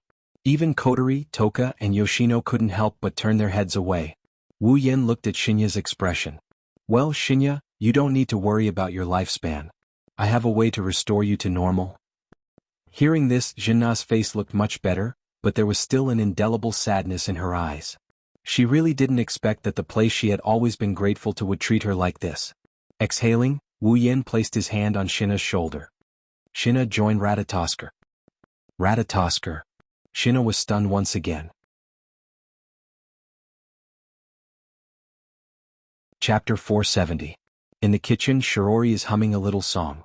She finished all the work at hand and put down the spatula. Looking at the table full of dishes, Shirori nodded with satisfaction. She took off her apron and walked out of the kitchen. It's time to eat. Shirori came to the hall and said to everyone with a smile. In front of her, Wu Yen, Kotori, Toka, Yoshino and Shina are chatting happily. Shirori can't help but smile. Yes, Wani-sama. Junna stood up and said happily, Big sister's personal cooking is really something to look forward to. Hee, I'm very confident in my own craftsmanship. Shirori straightened her back but then said with a bit of frustration, although compared to Shido's cooking, my cooking is only at the level of unpalatable. No way. The dishes made by sister will definitely be delicious. Junna hurriedly said, which made the disheartened Shirori burst into laughter. Alright, you don't need to console me. Shido's cooking is at the level of a monster, it's a bit unfair to compare me to him. She rolled her eyes at Wu Yen who was standing not too far away from her. Wu Yen chuckled in embarrassment. Okay, let's eat, Shirji said with a smile. Almost at the same time, Shirji stood up impatiently and pounced toward the table. Junna was startled and hurriedly followed her. Seeing this, Shirori let out a sigh of relief and said emotionally, I never thought I would have a long-lost sister. Hearing Shiori's words, Wu Yen and Kotori who stood up from the sofa stiffened. They laughed dryly and pretended they didn't hear anything. They pulled Yoshino and walked to the table. Shirori laughed. Shiori's heart warmed as she looked at everyone eating. She likes this warm feeling very much. Perhaps this is what they mean by, happiness comes from dullness. Of course, Shirori didn't know that when she thought it was dullness, there was a very unusual conversation going on in the hall where she stood. Looking at Shina who was happily eating Shiori's cooking, Wu Yen didn't show any expression on his face but he inwardly released a sigh of relief. Just now, when he proposed to let Shina join Ratatosker, Shina's reaction was quite intense. Shina didn't know much about Ratatosker, but he knew that it was an organization on par with Do X Machine. Shina didn't expect her sister's family members to be members of such an organization. Plus, she got to know about herself from Wu Yan's mouth. Shina's reaction is a bit big. When Wu Yen told Shina the purpose of Ratatosker, which is to say the plan to save the elves, Shina's body trembled. Before this, Shinra accepted the idea that if you encounter a fairy, you have to kill them.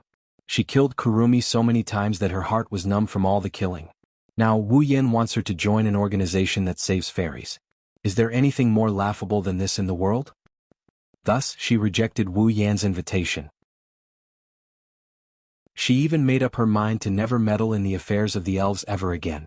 Of course, the moment this thought appeared, it was shattered by the following events. Toka, a naive foodie, Yoshino and a shy little girl. Shina had a good impression of these two girls when she first met them. They were elves.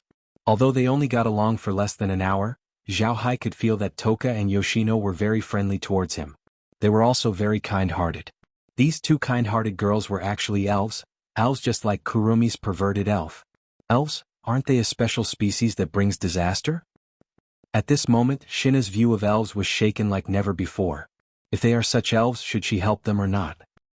When Shina was hesitating, Wu Yan's next words made her completely abandon her hesitation. If the elves' affairs are not properly handled, it will lead to a big disaster. Do you have the heart to see Shirori get involved in such an incident? When these words reached Shina's ears, Shina no longer hesitated and immediately agreed. Whether it was killing elves or saving elves, as long as he could ensure his sister's safety, he was willing to do anything. After being betrayed by Toka, Shina only has her dearest sister left in her heart. Moreover, Wu Yen and Kotori don't look like the elves in Toka who are difficult to get along with. Because of this, Shina officially joined Ratatosker and became a general under Wu Yan's command. After all, Shina's combat power is so strong that even some of the weaker elves are no match for her. In terms of combat power alone, not counting the elves, she's definitely at the top of Ratatosker. Only Wu Yen can stand on the same level as her. If she doesn't use her combat power, she'll be struck by lightning. As for the advanced equipment that belonged to the Do Color X machine, there was no reason for him to return it. After dealing with Shina's matter, Wu Yen can finally breathe a sigh of relief. As for Shina's body, this is the easiest thing to deal with. There's still a large bottle of gene recovery fluid left in his Gate of Babylon. With the addition of Shina, the Itsuka family became a lot livelier. It used to be just Shirori and Kotori, but now Wu Yen is the elder brother, Shina is the younger sister, and Toka and Yokoi are the two elves. Shirori and Kotori couldn't have imagined such a lively scene in the past. Of course, the two of them didn't hate this kind of feeling. After dinner, Wu Yen and Kotori used the excuse of sending Shina off to Fraxinus. Rain Murasame was in charge of taking care of Shina. Shina also got to know Yatsuki Chinyu, who is also in the same unit as her. With the help of the gene reagent, Shina recovered to her peak condition. Shina naturally moved into Fraxinus. Shina wasn't happy with this arrangement. It's not that Fraxinus isn't a good place to live, it's just that compared to living here, Shina would rather live in Itsuka's house. Unfortunately, the Itsuka family's territory isn't that big. After Wu Yen, Toka, and Yoshino moved in, the Itsuka family's territory is pretty much full. Shinya had no choice but to give up on this idea. Finally, the matter reached a happy ending for everyone. Of course, this is only on the surface. Nighttime, Shiori's room in Itsuka's house. Shiori wiped her hair and was about to change into her pajamas when she suddenly felt a sharp pain in the back of her head. Then, Shiori completely lost her consciousness. Inside Toka and Yoshino's room, the two women who were sleeping on the bed disappeared after a strange whirlwind came in from the window. At the same time, in Kotori's room, a red shadow suddenly appeared in front of the bed. Kotori, who was sleeping on the bed, heard the noise and opened her eyes. Her pupils shrunk when she saw the figure in front of her. "It's you." In the darkness, the red shadow cackled wickedly and slowly walked out of the shadows. Kotori saw a pair of eyes, one gold and one red.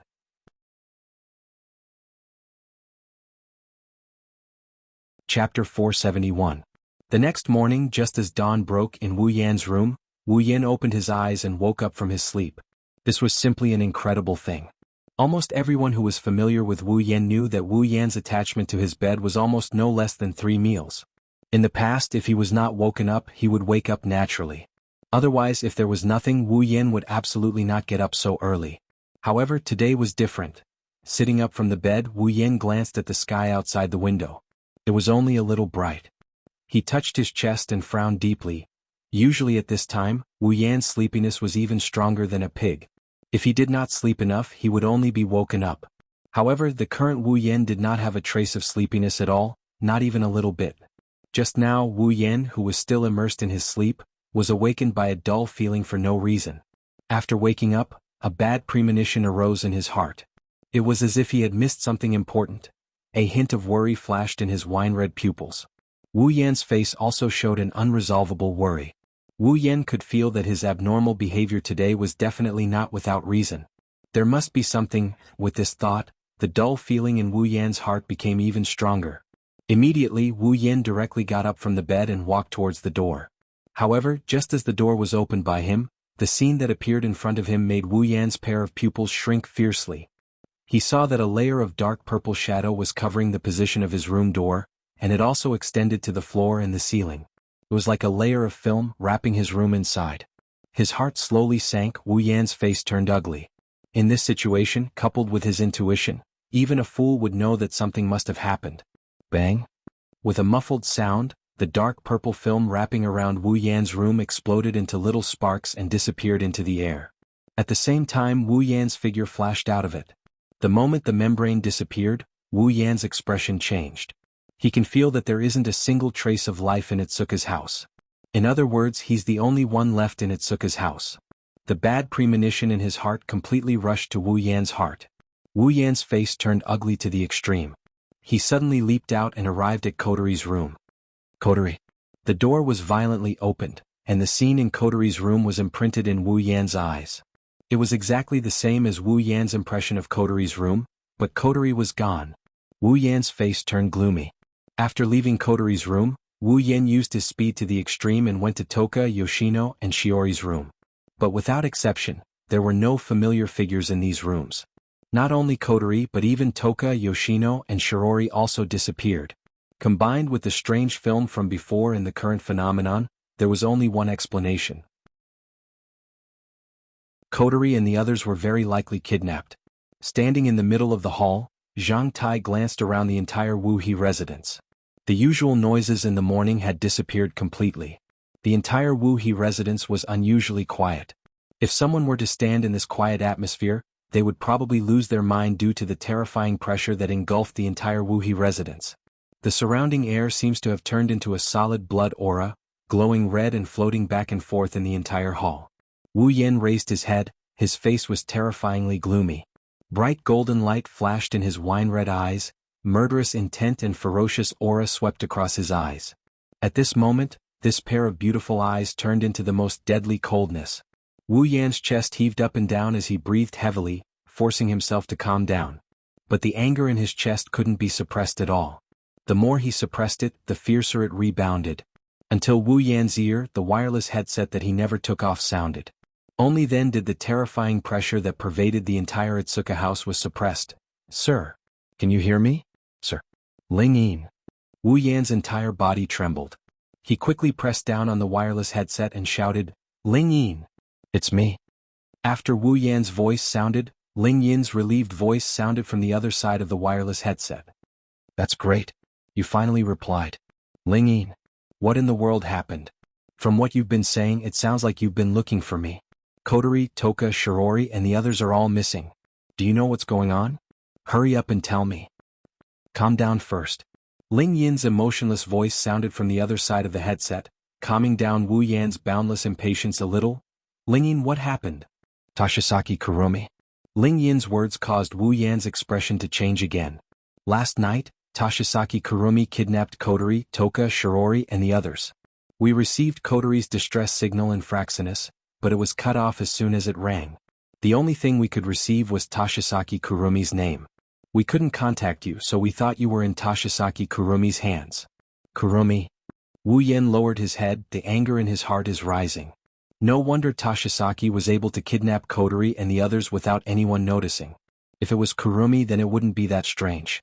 The dark purple membrane around his room was probably set up by Kurumi to block his senses, right? It's also because of that layer that Ling Yin and the others couldn't contact him. "I was tricked," Wu Yan said with a cold smile. Ling Yin couldn't help but feel a chill run down her spine. She knows Wu Yan is really angry this time. "I can let you do whatever you want. I can also let you reveal your desire to eat me all the time because I know you're also a pitiful person. However, Kwang-san, this time you've really pissed me off. A pitiful person must have a hateful side. You shouldn't have done anything to the people around me." Looking at the ceiling, Wu Yan finished his speech without any fluctuation in his tone. Ling Yin, who is far above Tiangong City, could feel the anger hidden beneath that calm tone. It's like the calm before the storm, the pressure before the eruption of a volcano. It's enough to send chills down one's spine. "Ling Yin, did you find Kurumi's location?" Suppressing his anger, Wu Yan calmed himself down before he told Ling Yin. Since Kurumi went to great lengths to cut off the connection between his room and the outside world, and didn't do anything to him, but kidnapped Kotori and the others, there was no doubt that her true goal was him. Just like in the original work, Kurumi threatened Itsuka Shido with the lives of all the students of Dakurai Zen High School. Perhaps in her eyes this was just a game. But for Wu Yan this is a reverse scale that cannot be touched. In the command room of Fraxinus, Ling Yin looked up at the coordinates displayed on the big screen and said, "Ah, we found it not long ago. We couldn't contact you, so Jin Na and Yi Yu went there first." "What?" Wu Yan is shocked. No one knows Kurumi's true power better than he does. Shina and Yatsuki Chinyu couldn't possibly win against Kurumi. Forget about saving Kotori and the others, they might even get themselves killed. Kurumi isn't the type to show mercy. "Ling Yin, where is Kurumi?" "She's in the zoo where you were dating yesterday."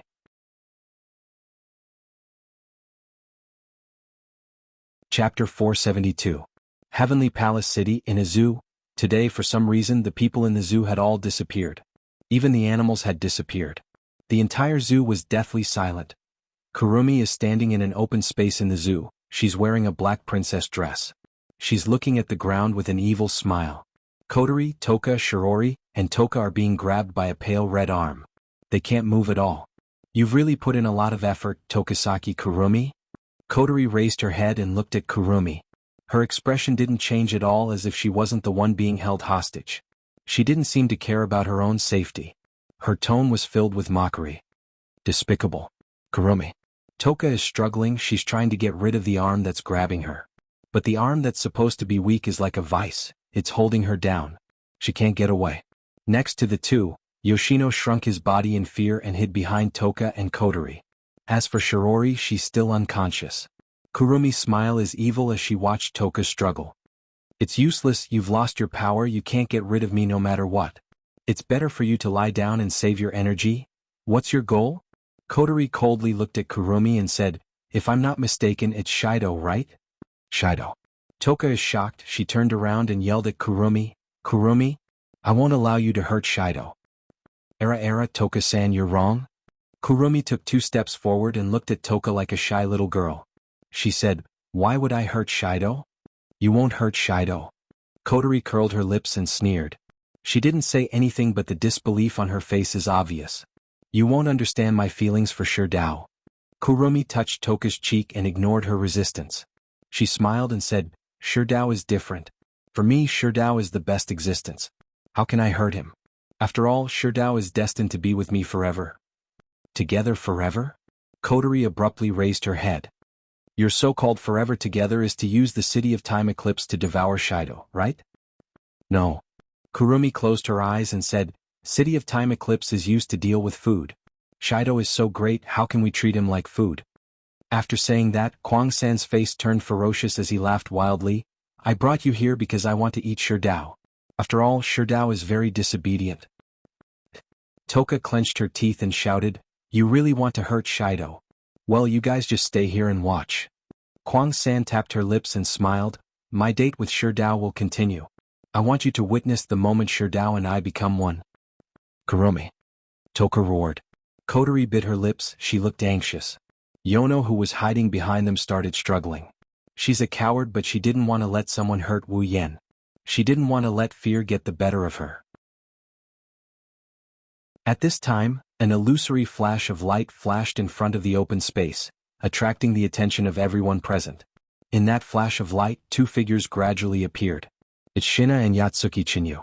Wani-sama. Looking at Shirori lying on the ground without any signs of movement, she anxiously shouted and rushed over. Yatsuki Chinyu also saw Kotori. Just as he wanted to go over, both of them were blocked by a figure at the same time. You're still as annoying as before. Kurumi looked at Shina and said indifferently. A murderous aura leaked out from her wine-red pupils. For Kurumi, if Shina still wanted to destroy the banquet like before, then she wouldn't die obediently again. It's you again. Jin-na looked at Kwang-san with hatred. He pulled out a mechanical sword from behind his back. With a slight sound, a blue and white light sword flew out from the sword. Era, so scary? Kurumi laughed, but the madness in her voice sent a chill down Yue Chinyu's spine. Yue Chinyu could clearly feel that every time he wanted to move towards Kotori and the others, a sense of dread would appear in his heart.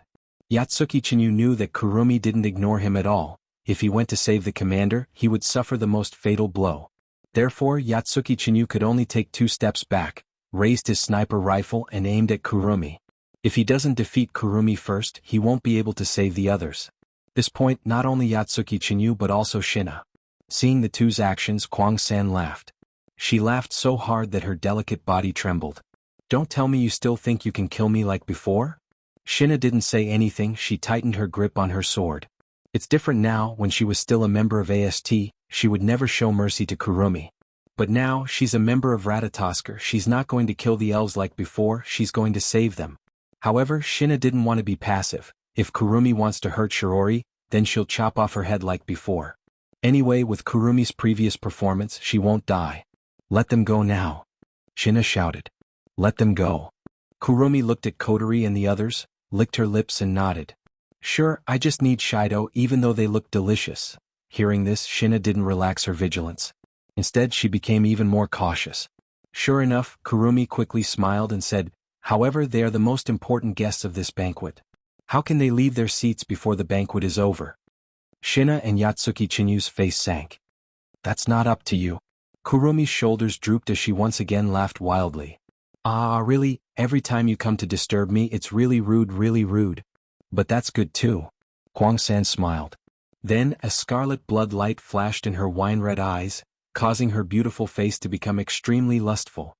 Before the real feast begins, let me have a prelude to the feast with you. After saying that, Kwang-san took a step back. Her body slightly swayed as she made a circle on the spot. Along with her movement, A weird purple-black chi flow suddenly rose from under her feet and wrapped around her body, causing her noble princess dress to flutter. At the same time, Kurumi closed her eyes. Dots of black light emerged from her body and quickly formed a black cocoon, wrapping Kurumi's body. A gloomy aura drifted out from the cocoon and reverberated in the open space, causing Kotori and the others' faces to turn slightly pale. Shina was fine after all, they faced each other many times and she's strong enough. As for Yatsuki Chinyu behind Shina, he felt a bit heavy. After all, this is the first time Yatsuki Chinyu faced an elf. When Kurumi appeared in front of everyone again, her appearance has completely changed. She's wearing a red and black gothic dress, her long hair turned into 2 ponytails, and a golden clock eye appeared. Coupled with her revealing dress, she's extremely charming. Divine power equipment? 3 times, Elohim.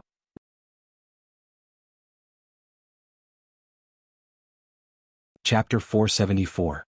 When the blood dripped to the ground, Kotori, Toka, and Yoshino finally reacted. They looked at Kurumi with a complicated expression. After all, she's an elf. At this moment, Kwang-san was floating in the air. Her chest was bleeding because of Yue Chinyu's spear. And in front of her body, there was a wound from her shoulder to her ribs. The originally blood-colored gothic dress was completely dyed red. Blood dripped down like water and soon the ground beneath Kwang 3 was dyed red as well. Even an elf wouldn't be able to move after receiving this kind of injury. However, Kurumi looked at the blood on her body with difficulty and grinned. The deep laughter sounded like the howling of evil spirits from hell, spreading over the entire open space.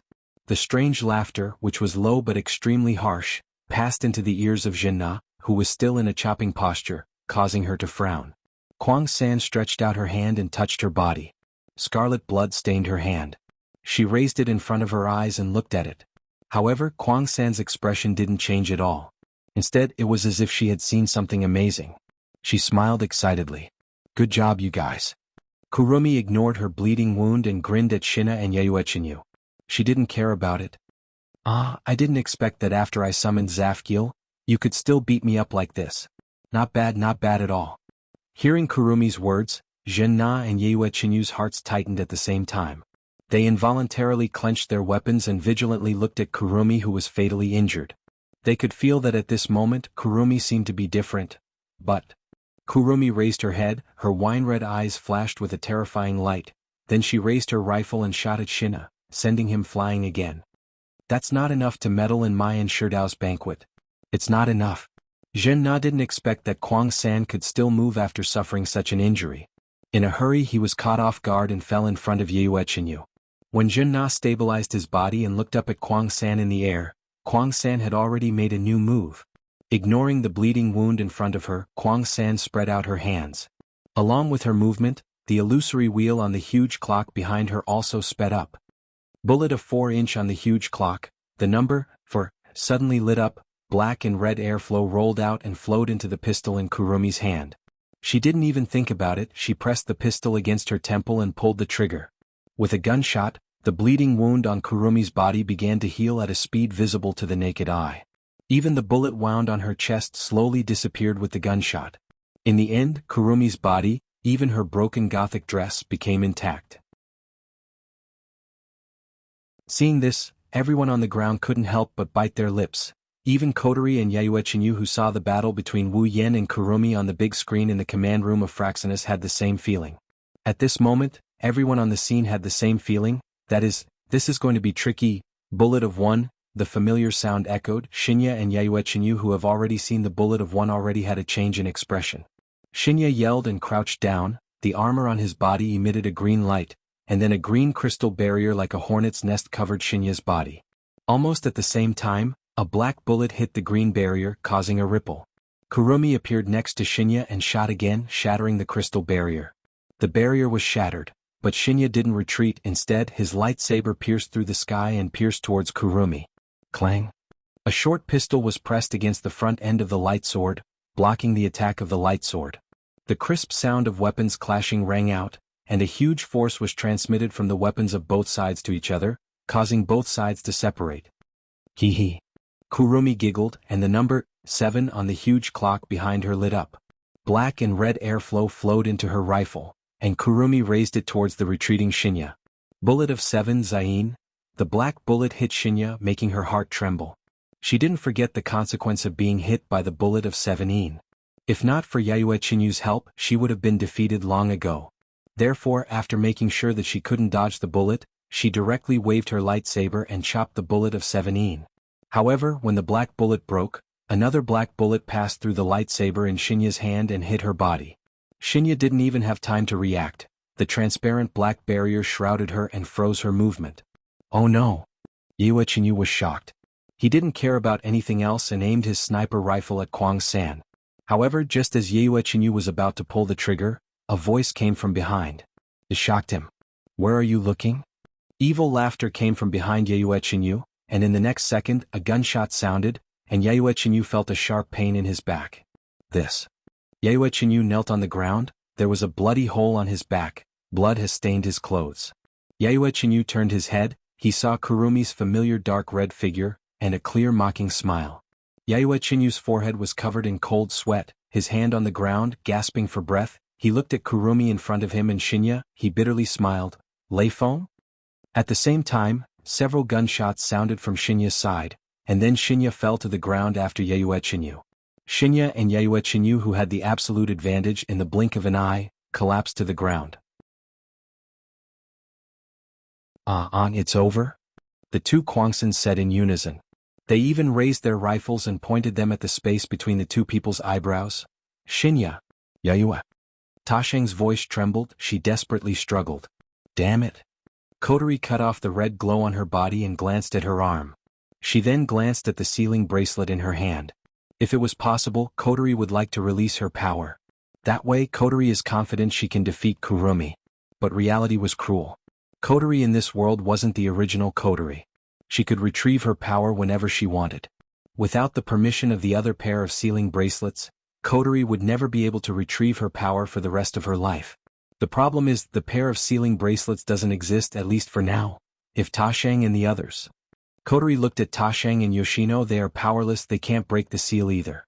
It's reasonable, Wu Yen hasn't arrived yet. He wouldn't dare to break the seal before he knows the situation of Tasheng and the others. If something went wrong, Kwang San might be scared after the seal was broken.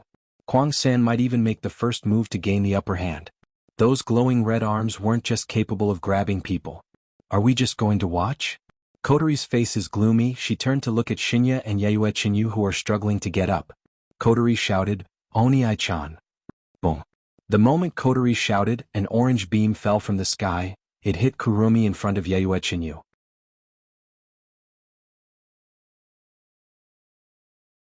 Chapter 475. The orange light flashed in everyone's eyes. They couldn't help but squint their eyes. In the blink of an eye, the orange light beam has already reached Kurumi's back. The orange beam mercilessly pierced through Kwang San's body.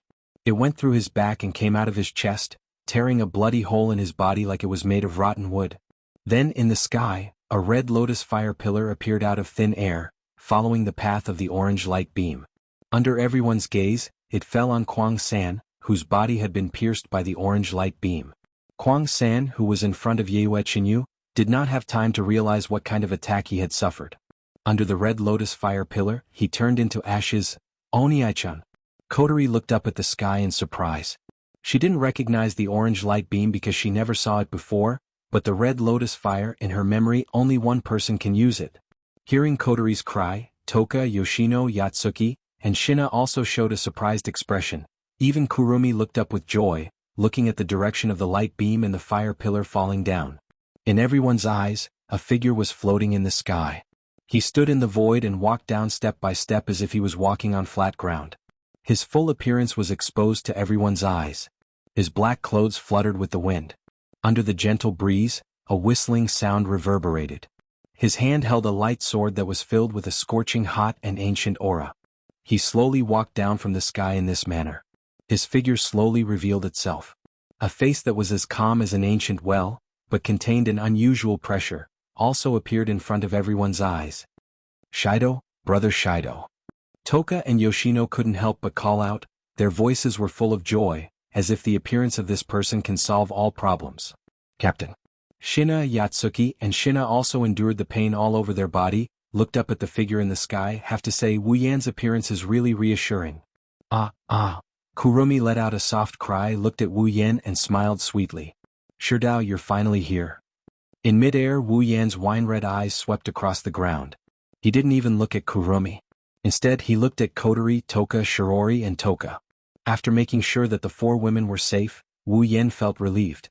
Then he looked at Shina and Yatsuki Chinyu. Wu Yan frowned when he saw the bullet holes on their bodies. He sighed. In the end, even though he got the news and used the teleportation device in Fraxinus, he was still a step too late. Wu Yan didn't know that Kotori and the others were kidnapped when Shina and Yuzuki Chinyu moved out of the room. When Wu Yan came out of the room, Shina and Yuzuki Chinyu had already arrived at the scene and confronted Kurumi. So, no matter how fast Wu Yan was, he couldn't catch up with the two. Fortunately, he arrived just before the two were about to be killed. Otherwise, Shina and Yuzuki Chinyu would have died. Finally, Wu Yan looked at Kurumi. Looking at the dark red figure in the gothic dress, Wu Yan's wine-red eyes inevitably flashed red. A monstrous pressure fell from the sky and shrouded the whole place. Kurumi? Wu Yan looked at Kurumi and said without any fluctuation in his tone. This time you went too far. Hearing Wu Yan's tone as if he's talking to a stranger, Kurumi shuddered. She thought that Wu Yan would roar in anger and attack without saying anything, but she didn't expect Wu Yan to be so calm. This made Kurumi feel uneasy. But this trace of uneasiness was quickly suppressed by the joy in Kurumi's heart. She smiled at Wu Yan and said, Era Shido, this can't be helped. Shido, you've always rejected me, so I can only invite these guests here. I've told you many times. Kurumi tilted her head and smiled evilly. You can't reject me. Is that so? Wu Yan glanced at Kurumi. Then he looked at Shina, Kotori, and the others who are not far away from him. Let them go. Kurumi frowned. Wu Yan's indifferent tone made her very uncomfortable. The smile on her face disappeared and she glanced at Shina on the ground. Well, since Shido is here, the prelude to the feast is over. They're useless now. After saying that, a few pale red arms suddenly appeared on the ground, grabbed Shina's body, tied him up, and pulled him towards Kotori, and laid him down on the ground with them. Your next task is to witness me and Shido fusing as one. Kurumi couldn't help but laugh. Perhaps she thought of the moment when she fused with Wu Yan. Wu Yan's expression turned cold. He shot Kurumi an electric glare. What? You want to use them to threaten me? Era no. Kurumi tapped her chin with the pistol in her hand and said with a smile, This is a feast for me and Shido. How can we let other people interfere in it? Then why don't you let them go? Wu Yan said coldly. Of course, it's to prevent you from rejecting me again. Kurumi closed her eyes and opened her hands. Only if there are a few witnesses, Shido won't reject me. Otherwise, if you want to leave, I can't do anything about it. Wu Yan looked at Kurumi coldly, then he looked at Toka and Yoshino. His eyes flickered and he moved his right hand. Era Shido, you're really ruthless. We agreed that this feast can only have us. Kurumi giggled. When she said that, the arms that bound Toka and Yoshino tightened. Toka and Yoshino screamed in pain, which made Wu Yan stop. I know about Shido's matter, Toka's matter. Kurumi's evil laughter rang out. It's very easy for those arms to penetrate the bodies of elves who aren't wearing spiritual equipment. Once the seal on student Toka and that little elf is broken, the spiritual waves will spread out. Those arms won't show any mercy, they won't show any mercy. Wu Yan's face darkened. He gave up on the idea of releasing Toka and Yoshino. He looked at Kurumi. You've gone too far. Wu Yan said the same thing again, but this time Wu Yan wasn't as calm as before. His tone was calm, but everyone can hear the anger in it. Lingyin, teleport Yeua back. Following Wu Yan's words, Yatsuki Chinyu disappeared from where he stood and teleported back to Fraxinus. He's the only one who isn't being held hostage and can safely teleport back to Fraxinus. Kurumi. Wu Yan walked towards Kurumi. Originally, I've always been thinking about what I should do in order for you to be saved and happy like Shixiang and Si Yunai. Kurumi's face darkened. She stared at Wu Yan with her red and gold eyes. She wanted to say something, but she was interrupted by Wu Yan. But now, I completely understand it. Wu Yan's deep voice reverberated in the air and it soared into the sky. To you, words have completely lost their effect. Actions can't move your heart that is riddled with holes. Only pain can wake you up. So, Kurumi, this time I must wake you up. Hee hee. Hee hee. Ah, Kurumi chuckled. Her voice got louder and louder until she started laughing.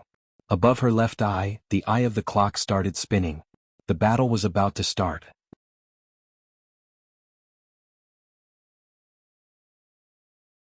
Chapter 476. Sherdao. 10 Fragrances looked at the two people who were standing opposite each other not far away. Her voice was full of worry. One person, no problem? No problem. No problem. The one who answered Toko was actually the most timid and shy Yoshino. At this moment, there was no fear on Yoshino's face. There was only determination and trust. Brother Shido, you will win. Hearing Yoshino's trust in Wu Yen, Kotori couldn't help but smile. Toko paused for a moment, then smiled. Ah yes, if it's Sherdao there will be no problem. Kotori looked up at Wu Yen and whispered, Oni-chan, you are my cute Oni-chan, you can't lose? His wine-red eyes stared straight at Kwang-san. After a slight squint, his eyes began to spin. The wine-red color in his eyes faded away and was replaced by a noble golden color. When Wu Yan's eyes turned golden, his frail body emitted an oppressive aura that enveloped Kurumi. This is the aura of a true ancestor. Even Kurumi couldn't help but feel the pressure weighing down on her. However, this trace of heaviness didn't make Kwang-san timid. Instead, a fanatical expression appeared on her face. Her red and gold eyes were filled with intoxication, telling everyone that Kwang-san's heart was fluctuating at this moment. It's as fascinating as always. This power is like blood being brewed from a wine jar. Kwang-san waved his hands like a madman. The two spears in his hands danced in the air and pointed at the huge clock behind him. So exciting. So exciting. Zafkiel, as soon as he finished speaking, the illusory wheel on the edge of the huge clock rotated. The golden clock in Kwang-san's left eye also rotated. The word 7 on the Zafkiel lit up. Black and red airflow flowed out and rolled into the short pistol's muzzle. As soon as the stream of air flowed into the pistol, Wu Yan's golden eyes flashed coldly. The sword in his hand trembled, and with a bang, a red lotus flame danced on the blade and wrapped around Wu Yan's body. Flame. Not far away, Shina, who was lying beside Shirori, gasped when she saw the flames on Wu Yan's body. I've never heard of a weapon that can use flames. Captain's ability to control flames, is he an Efreet? But an Efreet is a female. Kotori curled her lips and looked at Wu Yan, who was wrapped in flames. Her eyes were a bit blurred. She has to say, Wu Yan really does look like an Efreet at this moment, a version of herself who has released her power. Wu Yan stomped on the ground, and the red lotus flame around his feet burned a black mark on the ground. He leaped up and turned around in the air, and fiercely waved his sword at Kurumi. Kwang-san had just finished reloading her bullet of 7, but before she could fire it, a wave of heat hit her face, causing her to pause her movement. At this time, the red lotus fire had already filled her entire field of vision. Kwang-san's red and gold eyes flashed as he decisively gave up on the bullet of 7. Instead, he took a step forward. Suddenly, countless pale red arms reached out from under Kwang-san's feet and formed a wall of arms in front of Kwang-san. The red lotus flames smashed against the wall of hands. The hand wall trembled slightly before it was incinerated into nothingness. However, the red lotus flame was also blocked. When the hand wall and the red lotus flame disappeared at the same time, Kurong 3 raised his pistol and shot out the bullet of 7 with a sinister grin. However, not long after the bullet of 7 shot out, a blue-white lightning bolt flew from afar and collided with the bullet of 7 head-on. The lightning and the bullet of 7 collided, and the bullet of 7 instantly turned into a transparent black light shield, covering the lightning and causing it to stop in mid-air. Kurumi was startled. When she reacted, she quickly raised her head and looked forward. At this moment, the sound of air breaking rang out, and a black figure wrapped in red lotus flame appeared in front of Kurumi. The cold golden eyes met Kurumi's eyes and Kurumi's face trembled. However, the Nin Temple Shana was already slashing towards Kurumi. The scorching flames landed on Kwang-san's clothes first, and a wisp of smoke appeared on the spiritual equipment. Kwang-san actually used the rifle in her hand as a weapon when she saw the flaming blade about to reach her. She slammed it on the Nin Temple Shana, and blocked it. Kurumi's scarlet right eye looked at Wu Yen, who was holding the Nin Temple Shana. The corner of her mouth rose and she raised her pistol and pointed it at Wu Yan's forehead. Bang! The sound of the pistol rang out and everyone's heart tightened. However, they immediately let out a sigh of relief. The black bullet didn't enter Wu Yan's forehead, but instead shot towards the sky. This was because a black iron sand sword blocked the bullet and pushed it away. Chaotic returned to sky dance, Wu Yen shouted in a low voice. The Nin Temple Shana emitted a fiery red halo, and then Wu Yen fiercely swung it down. Boom! The red blade blasted away the rifle and smashed into Kurumi's body. She groaned and a crazed expression appeared on her face. She forcefully pulled back the rifle and smashed it into Wu Yan's chest. Bang! Wu Yan's chest also felt heavy. He gritted his teeth and kicked at Kurumi. Kurumi seemed to have the same idea. She kicked out and both of them were kicked away. Bullet of 1 Aleph. Kurumi clenched her teeth as she flew backward. She forcefully lifted her body and shouted. A huge clock appeared and a black-red stream of energy swirled around the number 1. It flowed into the muzzle of the gun and was shot by Kurumi. Bullet of 7 Zine. This time it's the 7 characters' turn to release black and red energy. This time, it's 2 streams of energy that flowed into the guns in Kurumi's left and right hands. Kurumi disappeared from her spot and reappeared next to Wu Yan, who is still flying backwards. However, as soon as Kurumi appeared beside Wu Yan, a fierce red lotus flame ignited on Wu Yan's body. It suddenly expanded and like a flaming whip, it hit Kurumi, causing her to spit out a mouthful of blood. Beep beep beep. At the center of the red lotus flame, a crazy sound reverberated. A blue and white light flashed from the red lotus flame, attracting Kurumi's attention. She raised her head, and an orange light beam was already in front of her. Bang!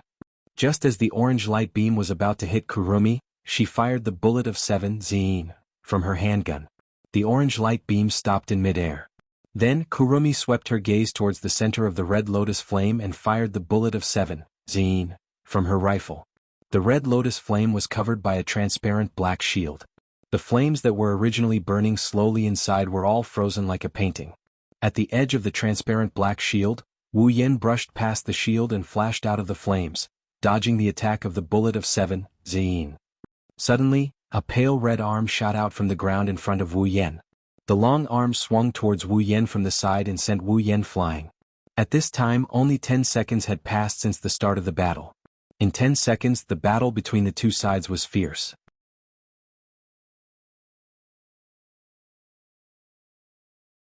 Chapter 477. In the open space, the bullet of 7 that stopped the super railgun and the red lotus flame gradually lost its effect. The transparent black shield slowly dispersed, releasing the super railgun and the red lotus flame. As the bullet of 7 lost its effect, the super railgun no longer stopped and shot into the distance. Of course, this round of super railgun was no longer effective. The red lotus flame seemed to have lost its support. Layers of fire rippled on the ground and then slowly weakened until it completely disappeared. Only one red and one black figure were left standing in the middle, awkwardly looking at each other. Kodori, Toka, and Yoshino couldn't help but breathe a sigh of relief. Then they looked at Kurumi, who was also in a sorry state but unharmed state, and frowned. She's really hard to deal with, that Tokisaki Kurumi? Kodori moved her body and felt that the restraints didn't loosen at all. She sighed. She thought that after such a fierce battle Kurumi would be injured and the restraints would weaken a bit. In fact, although Kurumi was injured, the arms that bound Kodori and the others were equivalent to Kurumi's clones. As long as the golden clock in Kurumi's left eye didn't run out of time, these arms would exist forever. Bullet of 4, Dalit. Kwang San's voice resounded once more. From the huge clock behind her, black and red airflow rolled out, flowing into the pistol in Kwang San's hand. Then Kwang San aimed at her temple and fired a shot. The wound she had just received was completely healed. On the other side, although Wu Yan doesn't have the ability to control time like Kurumi's angel, his recovery ability as a true ancestor isn't any weaker than Kurumi. Before Kurumi's injuries were healed, Wu Yan's injuries were also healed. The two returned to their peak state. If it weren't for the cracks and charred marks on the ground caused by the battle and the golden clock in Kwang San's left eye hadn't rotated a lot, the fierce battle just now might have been regarded as an illusion. Kurumi sighed softly and looked at Wu Yan. Her gaze swept over Wu Yan's body. After confirming that Wu Yan has returned to his peak state like her, Kurumi secretly curled her lips. Shido, is this what you meant when you said you wanted to wake me up? Kurumi's evil laughter was ear-piercing. If this is all you've got, it's still not enough. Just shut your mouth and watch. Wu Yan said indifferently. In his golden eye, Kurumi's thin figure was imprinted in his eyes, causing ripples to appear.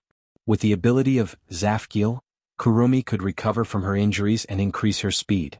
She also had the ability to freeze her opponent's time and create countless time clones. There was no way she could be defeated. Unless all the time stored in Kurumi's left eye was used up, she would still be immortal. There was no way this battle would end. There are only two ways to defeat Kurumi. The first is to have the absolute strength to suppress Kurumi. Even if he can't defeat her, he can still capture her alive. The second method is to use a powerful ultimate move to destroy Zafkiel, just like how Kotori fought Kurumi in the original work. There's no doubt that the first way won't work. With Wu Yan's current strength, it's already his limit to fight Kurumi to this extent. After all, Kurumi is stronger than Wu Yan in terms of pure strength.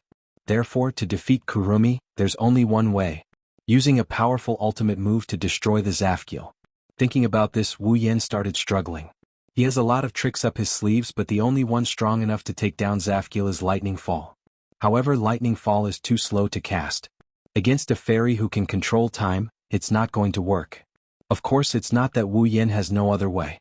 If his move doesn't work, he still has his armament. The meteor shower is much stronger than before. Destroying Zafkiel won't be a problem.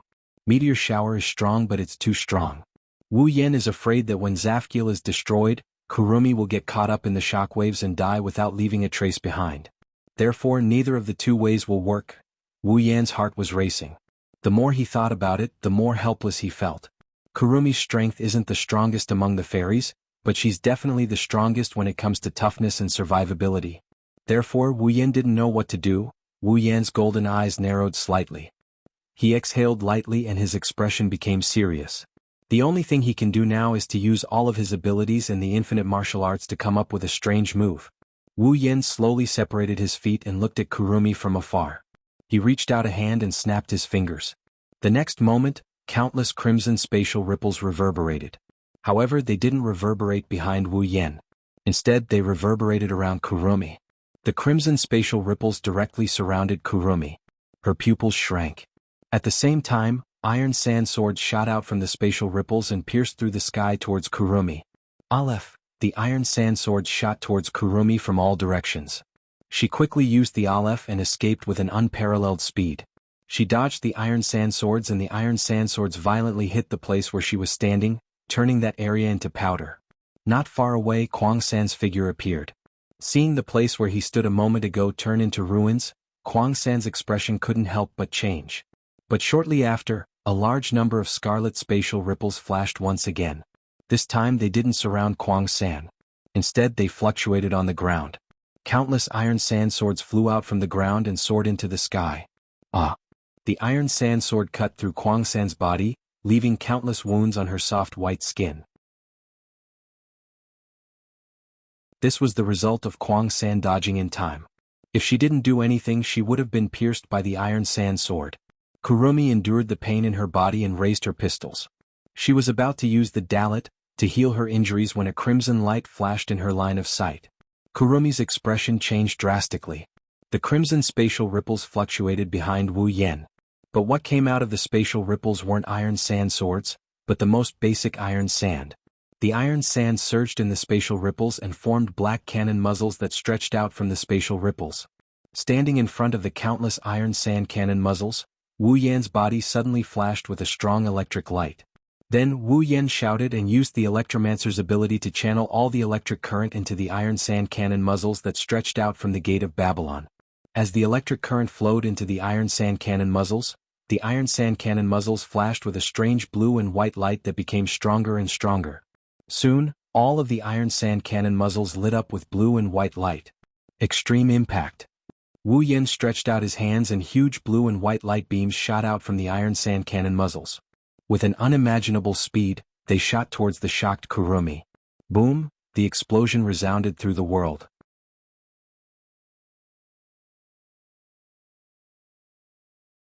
Chapter 478. Under the bombardment of the gigantic beam of light that blotted out the sky and earth, the entire open space was reduced to dust.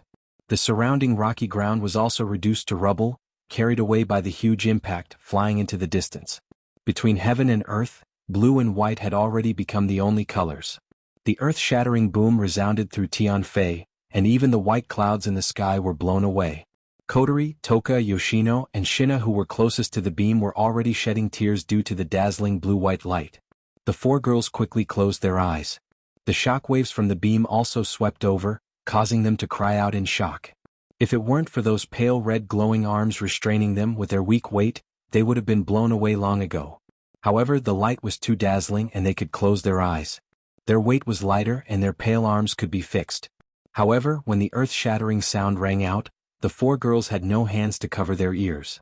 Immediately, under the attack of the loud sound, the four girls' ears were bombarded with buzzing sounds, and even their heads were a little dizzy. After an unknown amount of time, the explosion slowly faded away. The blue and white light also dimmed. The shockwave slowly weakened. After a while, everything returned to silence. Kotori was the first to recover. She groaned in pain and shook her dizzy head. Then she opened her eyes and looked ahead. The empty space had disappeared. The ground was filled with cracks and the rock plate was exposed to the air. It looked like a barren land that had lost its water source. No one would have thought that this place would be empty before this. At the center of the light beam, there was only a deep pit that Kotori could not see in its entirety. Did we win? Kotori murmured. Then she thought of something and her expression changed. She quickly looked to the side. When a familiar figure appeared in her sight, Kotori sighed in relief. So powerful. Toka, Shiitomo, and Gen-na finally recovered from the impact. Seeing the cracks and pitch-black pits all over the ground, the three women were dumbfounded. They were stunned on the spot. On the other side of the crater, Wu Yen stood there. Sparks of electricity crackled around his body as he panted heavily. Behind him, the space rippled with crimson ripples. Just like Wu Yen, the black iron sand cannons were flashing with electricity. Inside the cannons, blue and white light flashed. Wu Yen was both happy and tired when he saw the effect of extreme impact. Of course, he's happy because of the power of the move he created on the spot. But it's normal for him to be tired. He used Electromancer, Gate of Babylon, and Infinite Arms Refinement. How could he not be tired? After taking a deep breath to calm his chest, Wu Yen straightened his body. He looked at the dusty pit and wondered how Kurumi is doing. However, this was a good opportunity for him to do so. Wu Yen turned to look at Kotori and the others. He jumped up and landed in front of Kotori, Toka, Yoshino, and Shina. Shido. She wanted to get up but she couldn't move at all. She could only hang her head down dejectedly. It wasn't just 10 fragrances. Even Sima and Jun couldn't move. Wu Yen and Kotori's expression changed. No matter how independent these arms are, if the owner is defeated, they won't disappear but they won't be completely weakened. This only proves that Kurumi is fine. Bang!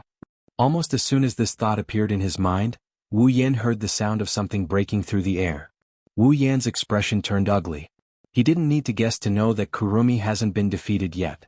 Wu Yen turned around and saw a black bullet. Wu Yen wanted to dodge but he stopped and took the hit. The bullet broke through Wu Yan's body and entered Wu Yan's shoulder. Blood flowed out of the wound. Wu Yen saw blood for the first time in this battle. Shido. Kotori was shocked. She saw the blood flowing out of Wu Yan's shoulder. Her eyes flashed with pain. She knew that Wu Yen could have dodged the bullet but she was behind him. If he dodged, she would have been the one to take the bullet. That's why Wu Yen took the hit. I'm fine. Wu Yen answered without turning his head. He rubbed the wound on his shoulder and the wound on his shoulder disappeared. All that was left was the blood staining his clothes, a clear indication that he was injured here before. He raised his head and looked at the deep pit. Kwang San was slowly walking out of it with a giant clock behind her. She was holding a spear with both hands. Her red and gold eyes were shining with a strange light. As expected of Shido, the man I like. Kurumi's face was calm. She walked in front of Wu Yen and coldly said, "If I didn't summon all my avatars to block the attack, I wouldn't even be able to lift my gun." Wu Yen turned around when he heard Kurumi. "That means that hit was enough to defeat you, right? Do you have the confidence to take another hit from me? This time, I don't have any avatars to block the attack for you." Era, Shido, do you think using the same trick against me would work?" Kurumi laughed in a creepy manner. Wu Yen couldn't help but feel helpless against her. Indeed, the reason why he was able to force Kwang San to that point was mainly due to his surprise attack. After all, Kwang San didn't understand his ability, but he understood Kwang San's ability very well. Therefore, he was able to force Kwang San, who was stronger than him, into a disadvantageous position. But now that his attack was seen through, Kurumi probably knew his ability. It would be difficult for him to gain the upper hand in the next battle. Oh, by the way. Kurumi raised her pistols and she told Wu Yen, "I summoned all my clones to block the attack for me. However, there is still one more clones left." Wu Yan's pupils shook. His body tensed up. Bullet of 7 Zayin. At this time, a series of gunshots rang above his head, accompanied by the sound of bullets flying through the air. These were all bullet of 7, Zayin. A large number of black bullets fell from the sky towards Wu Yan. Wu Yan waved his hand and a crimson spatial ripple reverberated above his head. Faintly, some black light could be seen surging inside. When Wu Yan wanted to use the iron sand to form a shield, the bullet of 7, Zayin, arrived first. Before the iron sand could form, the black bullets directly hit the crimson spatial ripple and disappeared. Seeing this, Kurumi and Wu Yan were stunned at the same time. Then Wu Yan became excited. He did not expect that the Gate of Babylon could be used like this. Suddenly, in the crimson spatial ripple shot by the bullet of 7, Zayin, a strange light began to flicker, attracting Wu Yan's attention. What's going on? Wu Yan looked at the crimson spatial ripple with a strange luster. For a moment he did not know what to do. Up until now he had never seen the Gate of Babylon react like this. Under Wu Yan's gaze, the strange luster fluctuated above the crimson spatial ripple. Along with the crimson spatial ripple, the luster directly passed through the crimson spatial ripple and swayed in the void. A dazzling light suddenly flashed.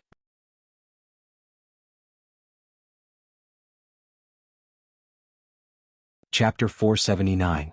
The crimson spatial ripples of the Gate of Babylon flashed with a dazzling light.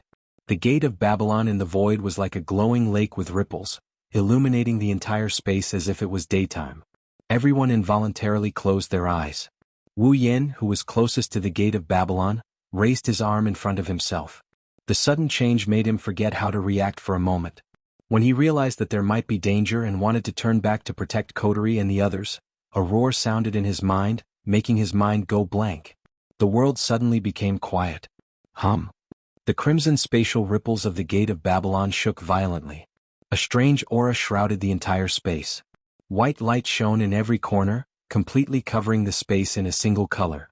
The real situation could no longer be seen clearly. Wu Yan felt like he stepped into a spacequake when he first arrived in this world. His body was spinning back and forth in the void, like a green willow blown by a gust of wind. He couldn't control his body at all, swaying in the dizziness. After a long time, the dizziness slowly subsided and his body was no longer swaying. Wu Yan regained control of himself and opened his eyes. However, as soon as he opened his eyes, the scene in front of him shocked Wu Yan. What's going on? At this time, Wu Yan was floating in the air, his body slightly tilted, looking down at the ground below. On the ground there was a familiar small city, Heavenly Palace City.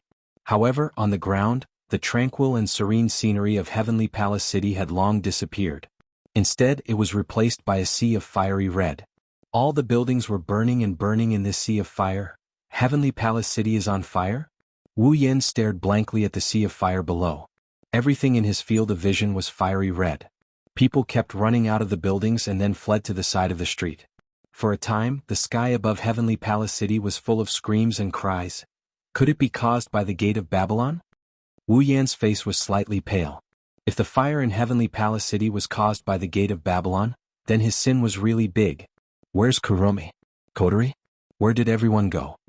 At this moment, Wu Yan is like a lost child. His face is filled with confusion and panic. This sudden turn of events really left Wu Yan at a loss of what to do. Wu? Suddenly, a familiar yet strange voice came into Wu Yan's ears. It woke up the absent-minded Wu Yan who was in midair and didn't know what to do. Although the voice was very low, Wu Yan could hear it very clearly. The crying voice made Wu Yan quickly come back to his senses. This voice is... Wu Yan looked at the direction of the crying voice. He seemed to have heard this voice before, but there were some differences. Wu Yan frowned. Let's go and see. His golden pupils flashed. Wu Yan moved and quickly flew in the direction of the crying voice.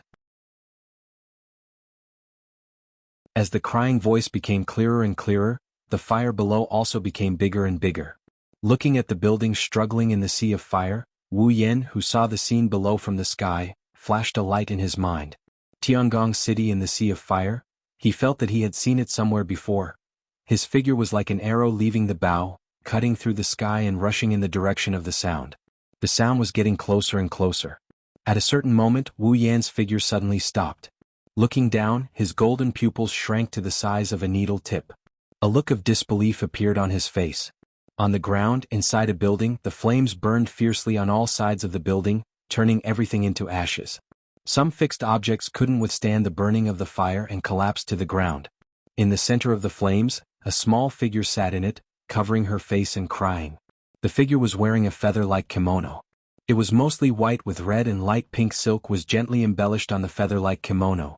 It was like a phoenix spreading its wings.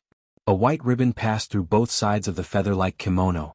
It seemed to have lost its weight and was suspended there, looking very light and ethereal. Her fiery red hair cascaded down her back. She had a pair of ivory and bull horns ornaments hanging on her head. Tied to the ornaments were two white ribbons that Wu Yan is very familiar with. Coterie. Wu Yan looked at the figure below in a daze. In an instant he recognized the other party's identity. It's definitely Coterie.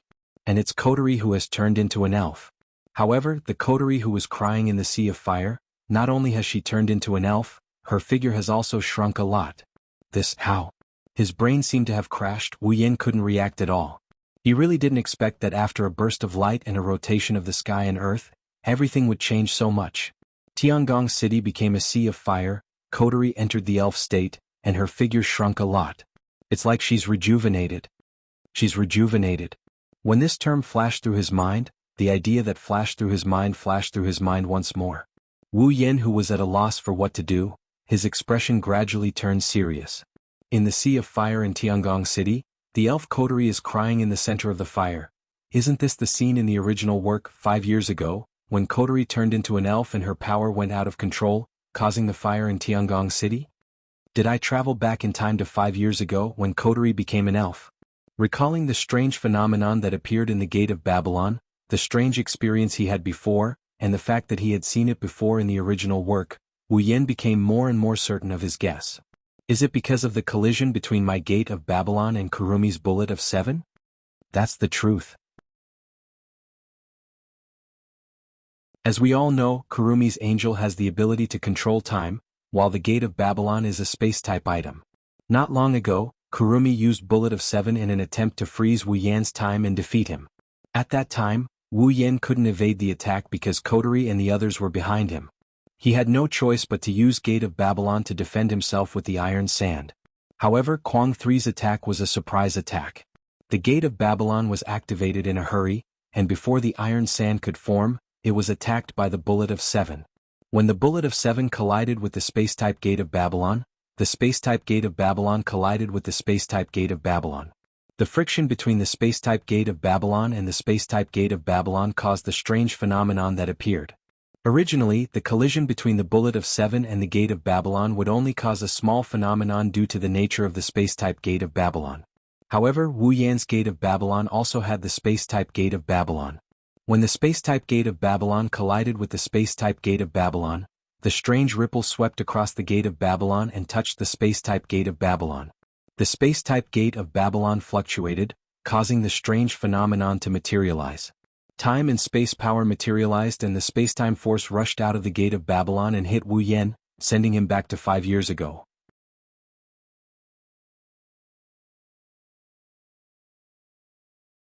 Chapter 480.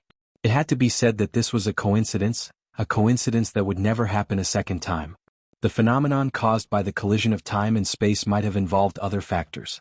There might also be other reasons for the materialization of the power of spacetime.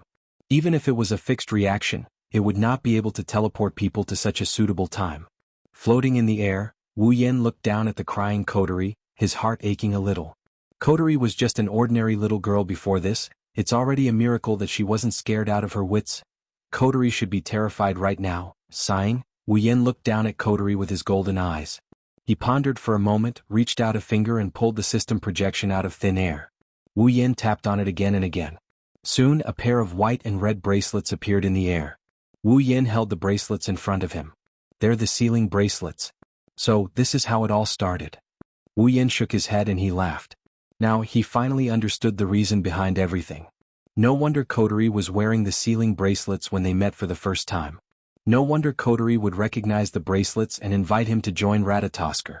She even acknowledged him as her older brother. It's not the first time they've met. If it wasn't for this 1 in a billion coincidence, his experience in this world would have been completely different. He equipped the white sealing bracelet on his hand. Now he has 2 sealing bracelets on each of his hands. He hovered in the air for a bit before he turned around and he flew down towards Coterie. He passed through the sea of flames and he blew the flames away with a wave of his hand. He landed in front of Coterie. Kotori's crying figure entered Wu Yan's eyes. Wu Yan crouched down and he reached out to touch Kotori's head. Okay, good girl, don't cry. A warm touch came from the top of Kotori's head. An unusually soft voice entered Kotori's ears. Kotori's head, which was buried in her hands, trembled. She quickly raised her head and saw a stranger who she had never seen before. However, this stranger was looking at her with a doting expression and stroking her little head with a smile. Kotori stared blankly at the stranger in front of her.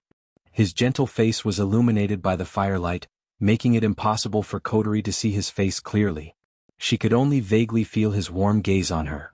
After a while, Kotori reacted and said to Wu Yan with a sobbing voice, It's dangerous here, you have to leave." Wu Yan chuckled and he rubbed Kotori's head. "What will you do if I leave?" "Me?" Xiao Kotori was stunned. Then tears flowed out of her eyes again. Even she didn't know what to do. Everything happened too suddenly. It was too shocking. Xiao Kotori was at a loss about her future. Wu Yan sighed and wiped away her tears. He said softly, "You're still here, how can I leave?" Kotori's heart started pounding when she heard those words. She started tearing up again. She threw herself into Wu Yan's arms and started bawling her eyes out. Wu Yan rubbed her hair and patted her back. "It's okay, don't cry, it's okay, Wu." Not only did Kotori not stop crying, she cried even harder. At this time she was less than 10 years old. Originally she just wanted to be a little stronger. She just wanted to become the little sister that her elder sister liked. Who would have thought that such a thing would happen? The moment that voice appeared, Kotori changed everything. Not only did her body change, even her existence changed. All of this happened to a girl less than 10 years old. It's easy to imagine how scared she was. Under such circumstances, Wu Yan's gentleness touched her heart all the time. She just wanted to cry out loud in this man's arms and express her feelings. In the sea of fire, the two embraced each other as if they didn't see anything. The flames automatically avoided that area and burned to other places, leaving them with peace. After a long time, Kotori's crying weakened. Her body was still sobbing and her face was full of tear stains, making people feel sorry for her. When she stopped crying, Wu Yan let her leave his arms and took out the sealing bracelet. "Kotori, put it on." Kotori blinked her red and swollen eyes and took the sealing bracelet. She looked confused as if she didn't know what it was used for. Seeing this, Wu Yan told her about the effects and restrictions of the sealing bracelet. Then he said, "So, put it on and you'll be an ordinary person again?" "Really?" Kotori cried out in surprise. She looked at the sealing bracelet in her hand and hugged it like it was a treasure. At this time, a powerful suction force fell from the sky and smashed onto Wu Yan. His body trembled violently and he almost lost his balance. When he reacted, Wu Yan quickly stabilized his body, but the suction force sucked him up and pulled him up. "What's going on?" Wu Yan said in shock as he resisted the suction force with great difficulty. This attracted Kotori's attention. She suddenly felt uneasy and grabbed Wu Yan's clothes tightly. What's wrong?" Wu Yan gritted his teeth and resisted the suction force. He felt his body being pulled up bit by bit. Wu Yan seemed to understand something and said to Kotori, "Kotori, remember to put on the sealing bracelet." "I'm leaving, what?" Kotori was shocked and quickly hugged Wu Yan. She cried, don't go, Kotori's scared. "I don't want to be alone." "Woo, Kotori." Wu Yan stabilized himself and said, "Don't be afraid, you'll be fine." "Where are you going?" "Can you take Kotori with you?" "Kotori doesn't want to stay here. It's so scary." Kotori cried and begged. Wu Yan's heart almost broke from crying. "Kotori, you have to be strong." Wu Yan panted and looked at Kotori. "I can't take you with me, but we'll meet again." Little Kotori stared blankly at the face that could not be seen clearly under the illumination of the fire. She tightened her grip on the sealing bracelet and muttered, "See you again, yes. See you again." Wu Yan rubbed Kotori's head and he grinned. "When the time comes, I'll take you wherever you want to go, Kotori." "Really?" Kotori grabbed Wu Yan's clothes and whispered, "Yes, of course." Wu Yan chuckled. "That's why, Kotori, you have to be strong. Don't cry. It'll be over soon. Be strong." Kotori held the sealing bracelet tightly and looked up. She said with determination, "Yes. Kotori will be strong." Wu Yan chuckled. Unable to resist the suction force any longer, he let go of Kotori and got pulled into the sky. "Wait, who are you?" Wu Yan opened his mouth when he heard Kotori's shout. Before he could say anything, his body turned into specks of light and he vanished into thin air.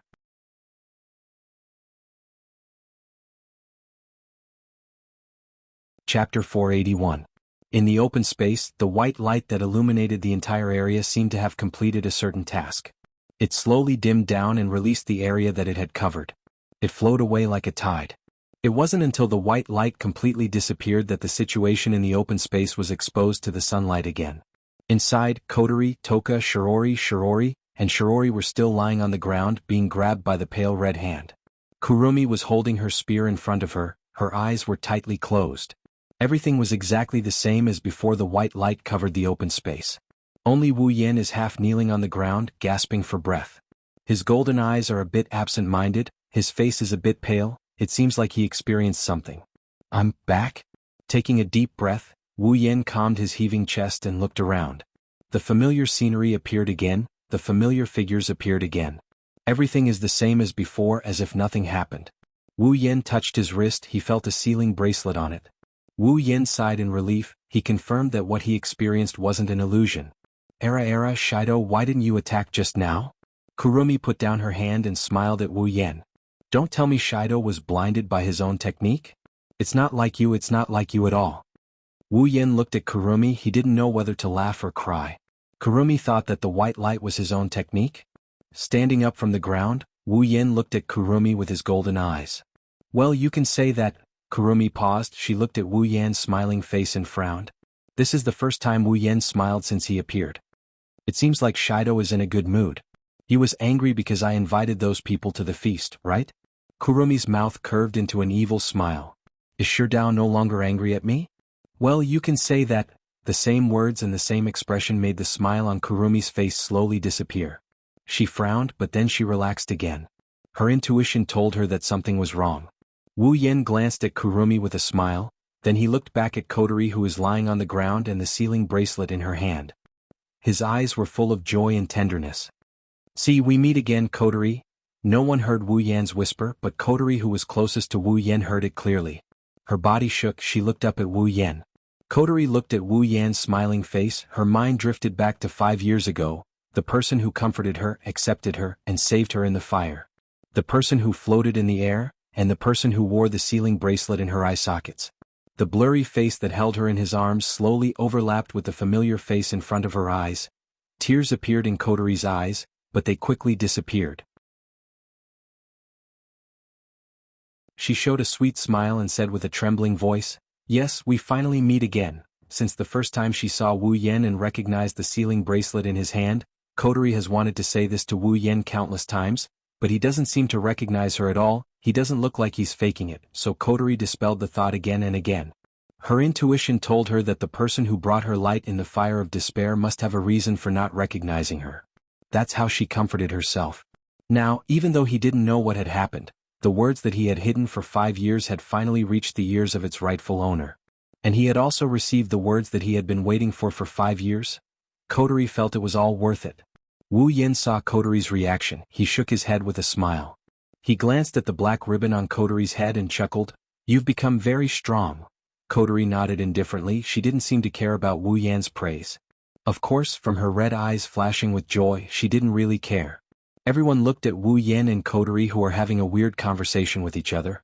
Kurumi and the others were confused by what they are doing. Wu Yen didn't intend to explain, he turned to Kurumi. "Kwang-san, this farce should end now." Kurumi flinched, she looked at Wu Yen in surprise. She smiled. Era, Shido, are you trying to run away? Don't forget, the guests haven't left yet." Kurumi didn't think Wu Yen was making a declaration of victory, everyone knows it's not that easy to defeat her. She thought Wu Yen wanted to leave the battlefield.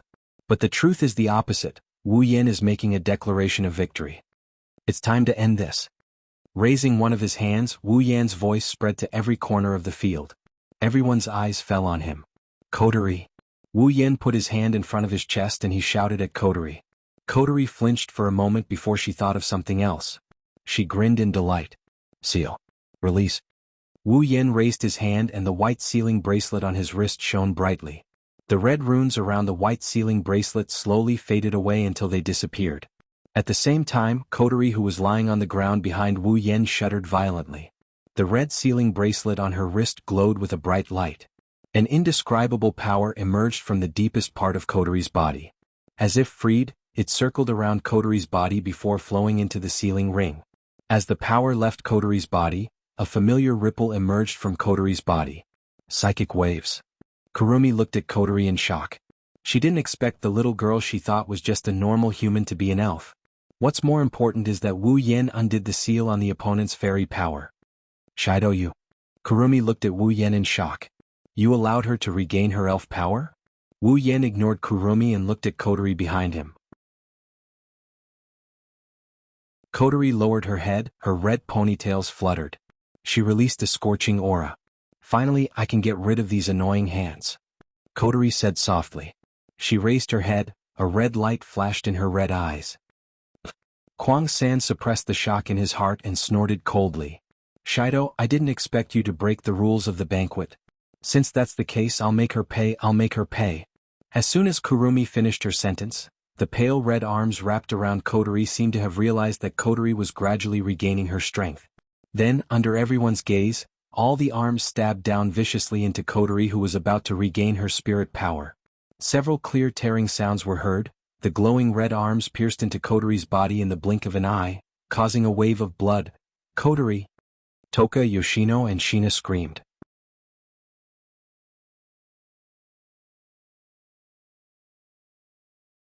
Chapter 482. Many thanks to Dancing with the Maples, Yetsuki Chinyu and Icefire X for their tips. Kotori's body was covered in glowing red arms. Drops of blood flowed down the edges of the arms.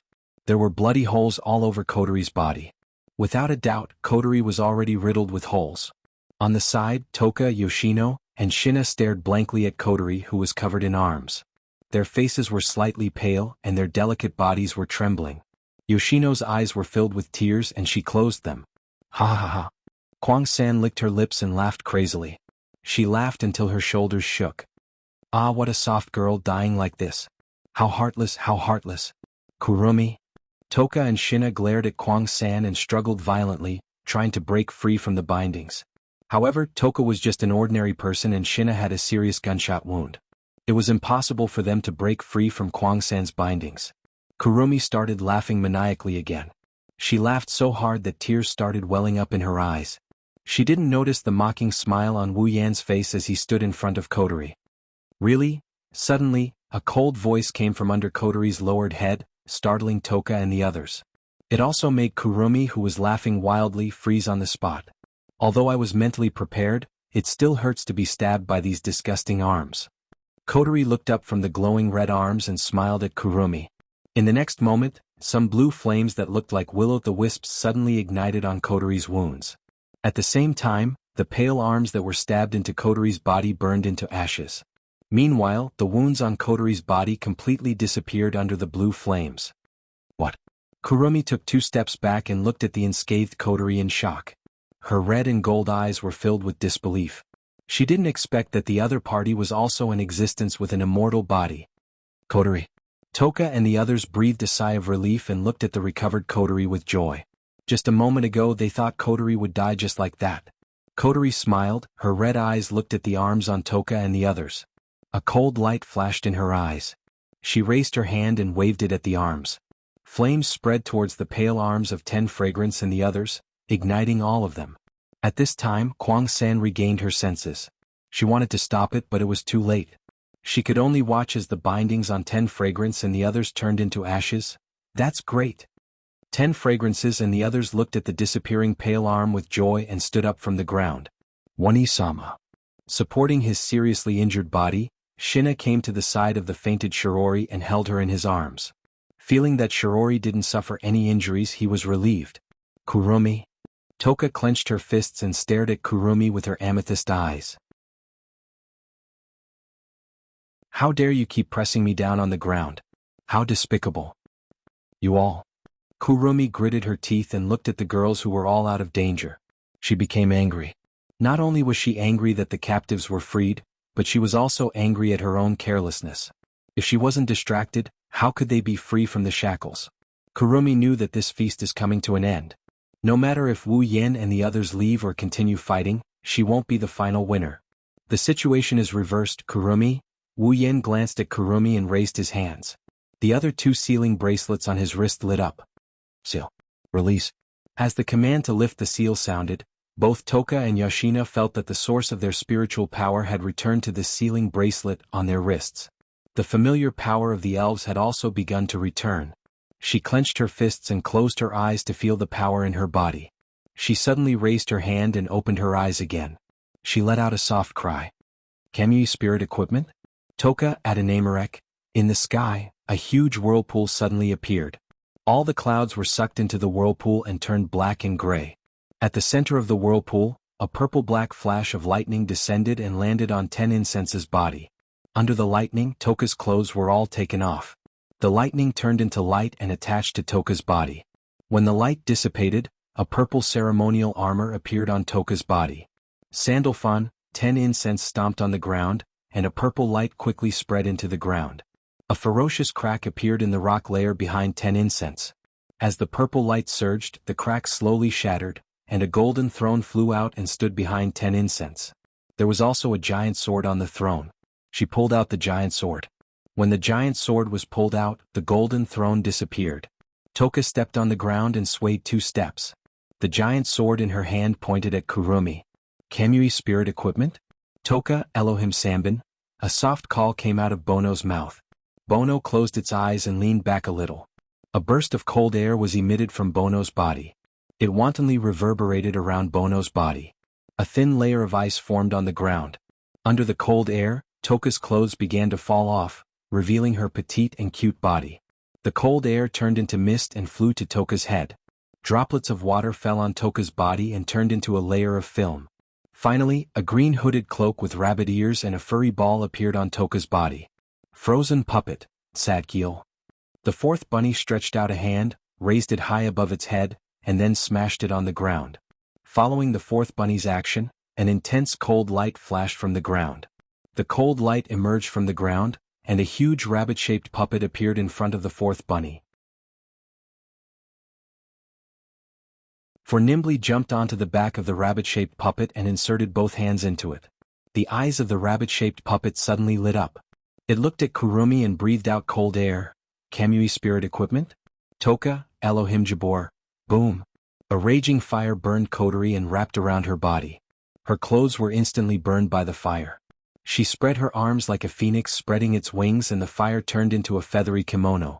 A silk ribbon floated on top of the kimono with sparks burning on the edges. A pair of horns were embedded on both sides of Kotori's head and a pair of black ribbons wrapped around them. It looked very powerful. Scorching devil, camel. Kotori raised her arm and the flames on her body spread from her body to her hand. Then they burned and expanded.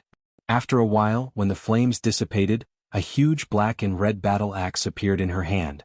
She swung it with both hands, and the 2 edges of the battle axe were burning with fierce flames. Toka, Yoshino, and Kotori all turned into fairies. They also showed their spirit equipment and angel, at the same time. Their combat power is fully displayed. This also means that the strongest combat power has gathered. To be continued.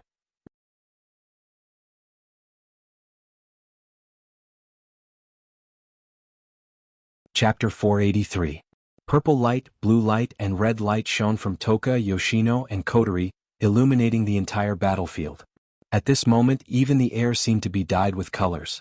Under the effect of Kotori and the others' spiritual force, the air swept in all directions. The air roared and blew away all the dust on the ground. For a moment, the earth trembled slightly. Princess? Hermit? Fire devil? Jinna was completely dumbfounded. He stared at the 3 girls with their spirit outfits. Even though he already knew that they were elves, he still couldn't react after seeing them in spirit form. After all, the 3 elves were summoning their spiritual equipment and angels, at the same time. Furthermore, they were standing on the same side. Who would be able to witness such a scene? Plus, their opponent is another elf. A battle between 4 elves and a powerhouse who isn't any weaker than an elf. Such a scene could be said to be unprecedented. In front of everyone, Kurumi's face turned ugly as she looked at the 3 elven girls. She couldn't help but take a step back. In her heart, she was already thinking of retreating. No matter how crazy Kurumi is, she didn't think she could take on 3 elves at full power. Plus, Wu Yin just destroyed all of her avatars. Kurumi is starting to get scared of the fight. Even the main body had such a reaction, let alone the last remaining berserker. She was in midair, looking down at the 4 people facing off against the main body. Her face was full of shock, and she subconsciously wanted to get as far away from the center of the battlefield as possible. Of course, she has to get permission from the others. Trying to run? A voice rang out behind Kurumi in the sky. The timid Kurumi trembled and quickly turned around. Soon, she saw Kotori with a scornful smile on her face. Her entire body was wrapped in flames. She was holding a huge battle axe in her hand. That gift. Kotori's expression darkened when she recalled how Wu Yen took Kurumi's attack to protect her. She raised her battle axe and she brought it down on Kurumi's horrified face. Now I'll return it to you. Boom. Kotori's voice faded and the huge flaming axe smashed into Kurumi's body. Surging flames scattered on Kurumi's body. Kurumi didn't even have time to scream before she turned into ashes. At this point, Kurumi's final attack was obliterated by Kotori's attack. Looking at the scene of Lei Feng being killed in the sky, Kwang-san's face was extremely gloomy. Her delicate body trembled slightly, and her wine-red eyes flashed with a bloody light. This was a sign of extreme anger. So powerful. At the same time, Jin Na, who had caught sight of this scene, murmured in a daze. She did not expect that in the blink of an eye, the commanding officer, who she had thought to be harmless, would kill her in such a straightforward manner. Shina used to be the strongest in AST. She knew she wouldn't have a good ending if she were to face her. Not only Shina, Toka and Yoshino, who have never seen Kotori's strength before, are also shocked. Only Wu Yan's eyes flashed. Kotori Itsuka. Level 78. Kotori's level is no lower than Ikaros and Toka. Kotori's body is covered in flames. She's expressionless as if she just did something insignificant. She turned into a streak of fire and landed beside Wu Yan's group like a meteor. Kotori raised her head and looked at Kurumi. She raised her axe and smiled. Begin saw the battle between us. Hearing this, everyone laughed and raised their weapons at Kwang-san. In the next moment, under Kwang-san's slightly pale and fearful expression, everyone began to move. 10 Incense raised her giant sword and took the lead. She leaped into the air and spun around. Then, she held her sword with both hands and slashed down at Kwang-san, who was not far away. A sharp sword light exploded like an arrow.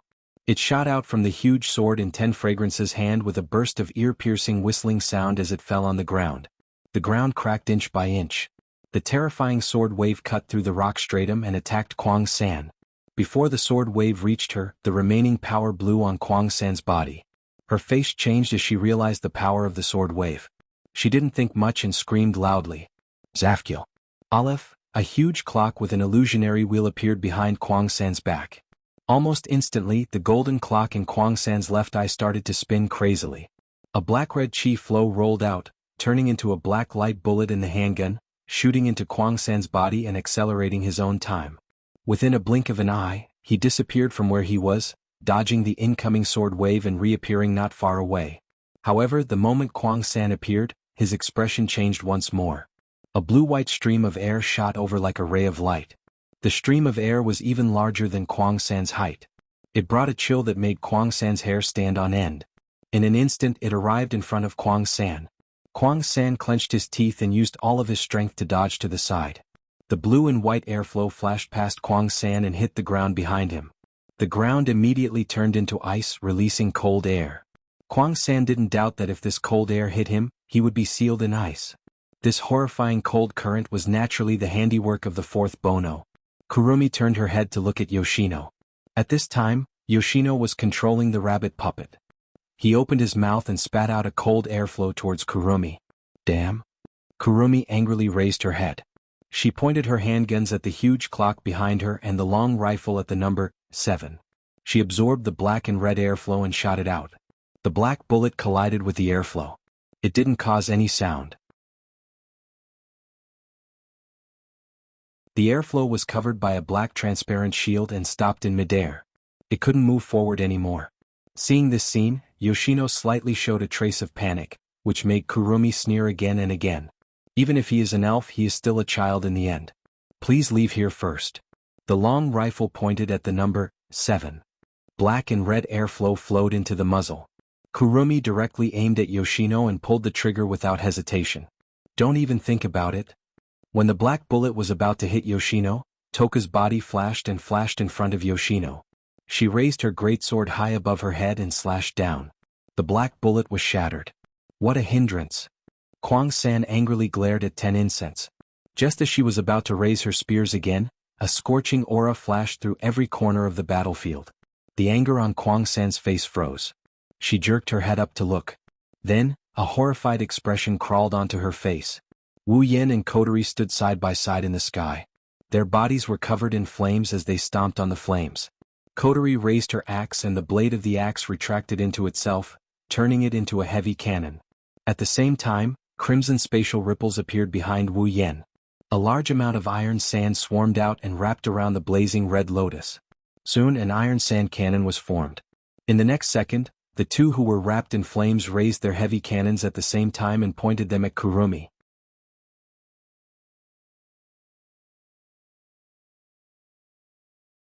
Chapter 484.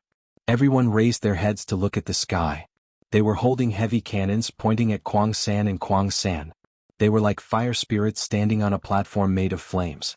The hot flames swept back and forth on their bodies, turning into flaming ribbons that floated around them. At this moment, perhaps no one would doubt that they were brother and sister. Because they were both manipulators of flames, and they were both existences that were favored by flames. As they stood side by side, the two of them who were surrounded by flames had simply transformed into the most compatible twins in the world. At a certain moment, the flames on Kotori's body began to spread to the heavy cannon in her hand. The flames turned into liquid and flowed into the heavy cannon like a water pipe. As the flames flowed into the cannon, the heavy cannon in Kotori's hand flashed with a fiery red light. At the same time, Wu Yan's iron sand cannon trembled and flashed with flames. Unlike Kotori, the iron sand cannon's interior is burning. The flames rolled around inside the cannon and turned into a beam of light. Time seemed to have stopped for a moment. Burning Demon Destroyer Cannon, Camel, Megiddo. Extreme Impact, Small Flame. Two cold voices reverberated in the silent space. As the voices rang out, the surrounding atmosphere started to flow rapidly. A fiery red-hot aura spread and enveloped the entire place. A pair of red and gold eyes stared at the two fiery red cannons aimed at her. Kurong 3's pretty face was so pale that there wasn't a trace of blood in it. The alarm in her heart was ringing wildly, and the feeling of danger kept bursting out in her heart, reminding her that she had to leave this place. However, under the aim of the heavy cannons, Kwang-san's body was immobilized by a majestic pressure. He was unable to move at all. All he could do was watch the two people in the sky swing the heavy cannons in their hands at him. Burned to ashes, the muzzles of the two heavy cannons flashed with a dazzling red light vortex, bringing with it a dense flame wave. Under Kwang 3's desperate look, two terrifying flame beams were shot out from the two heavy cannons, striking towards Kwang 3 at an extremely high speed. Boom! Two beams of fire mercilessly shot toward Kwang-san, covering all sound and enveloping Kwang-san within the light of the fire. Following a loud explosion that sounded like thunder, the sound of mountains collapsing and the earth cracking also exploded under the sky. A fierce wind that carried a blazing temperature swept out in all directions like a storm from the very center. Everywhere it passed, smoke and dust would rise, and the ground would crack open. The wind blew towards Wu Yen and Kotori, but it was burned into nothingness by the flames around them. The two looked at the ground and gently put down their cannons. Wu Yen stood beside Kotori. The moment he put down his iron sand cannon, a crack appeared on it. After a while, the iron sand cannon collapsed with a bang, revealing the Yamano Shana inside. Wu Yen's side as expected. The Iron Sand and Gate of Babylon is a D-tier equipment after being turned into a Knight of No bare-handed. Even so, the Iron Sand couldn't withstand the full power of Nietono no Shana. Furthermore, Wu Yen condensed the Red Lotus Flame into a fire beam. The Iron Sand couldn't withstand the full power of Nietono no Shana and it crumbled. Luckily, it was an Iron Sand that had turned into a noble relic. If it was an ordinary Iron Sand, it would have turned into molten iron in an instant, let alone condensing it into a fire beam. Even if it was wrapped around the heavy cannon, it would have turned into molten iron in an instant. Of course, Wu Yen is satisfied with the power of Impact, Miniature Flame. It's not as powerful as the full version of Impact, Lightning Fall, or Kotori's Camel Megiddo. However, it's still a lot stronger than the railgun. Shido. Toka and Yoshino flew to Wu Yen and Kotori's side. They looked at the dust-covered area and asked, "Did you win?" "I think so." Wu Yen looked down and said, "Kotori and I purposely avoided Kurumi and only attacked her Zafkiel. I don't think she suffered any fatal damage. However, without the Zafkiel, Kurumi can't fight anymore." So it's like this. Toka and Yoshino let out a sigh of relief and smiled. It wasn't that they were happy about their victory, but for them, it was a good thing that this battle could end as soon as possible. After all, the two women didn't like to fight. While Wu Yen, Toka, Yoshino, and the others looked down, Kotori lowered her head in silence. Her red eyes that are hidden under her bangs flashed a fiery red light. Kotori clutched her forehead in pain. What's wrong, Kotori? Kotori's strange behavior caught Wu Yan's attention. Wu Yan quickly helped her up when he sensed something wrong with her. I'm fine, Kotori said softly. Her trembling voice proves that she's not fine. Wu Yan frowned. He saw the fire on Kotori's body expanding uncontrollably. His face sank.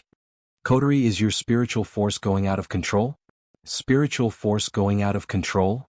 Toka and Shiyu turned pale with fright. As elves, no one knew better than them what the consequences of losing control of spiritual power would be. Yoshino, in particular, knows the consequences of spiritual force going out of control. She's the kind of person who will lose control of her spiritual force if she's afraid. So you found out, huh? Kotori flashed him an ugly grin. Her red eyes glowed red. Wu Yan furrowed his brows when he saw this. Let's go down first. Wu Yan flew down after helping Kotori up. Toka and Yoshino quickly followed. The four landed in front of Shina. Looks like it's a success. Shina smiled. The wounds on her body made her unable to move too much. She could only hold Shirori and sit on the ground, unable to get up. At this time, Shina also noticed Kotori's abnormality. What's wrong? Nothing, I just overused my power. It's just a small problem, Wu Yan said with a smile. Indeed, for Wu Yan, who can seal Kotori's power at any time, this is just a small problem. Wu Yan let go of Kotori and Toka supported her. He turned towards Kurumi's direction. The dust settled down and Wu Yan could see the scene inside the building. Under the attack of the two fire beams, the ground was filled with cracks. Broken rocks were everywhere. The battered and exhausted rock plate was exposed to the air. In the center there was a black hole. Kwang-san was covered with wounds. She was lying in the hole. Her red and black gothic dress had been charred black. Wu Yan sighed and walked towards Kurumi. He looked down at her in silence. Kwang-san's body moved slightly, but a sharp pain immediately climbed into her head, causing her to stop her meaningless movements. A sense of powerlessness from the bottom of her heart spread throughout her body. It was as if all her strength had been sucked out, causing her to lie motionlessly in the empty space. A pair of red and a pair of golden eyes were filled with confusion. She was looking at the sky with a deathly stillness. A sad aura was emitted from her body. At this moment, Kwang-san looked pitiful.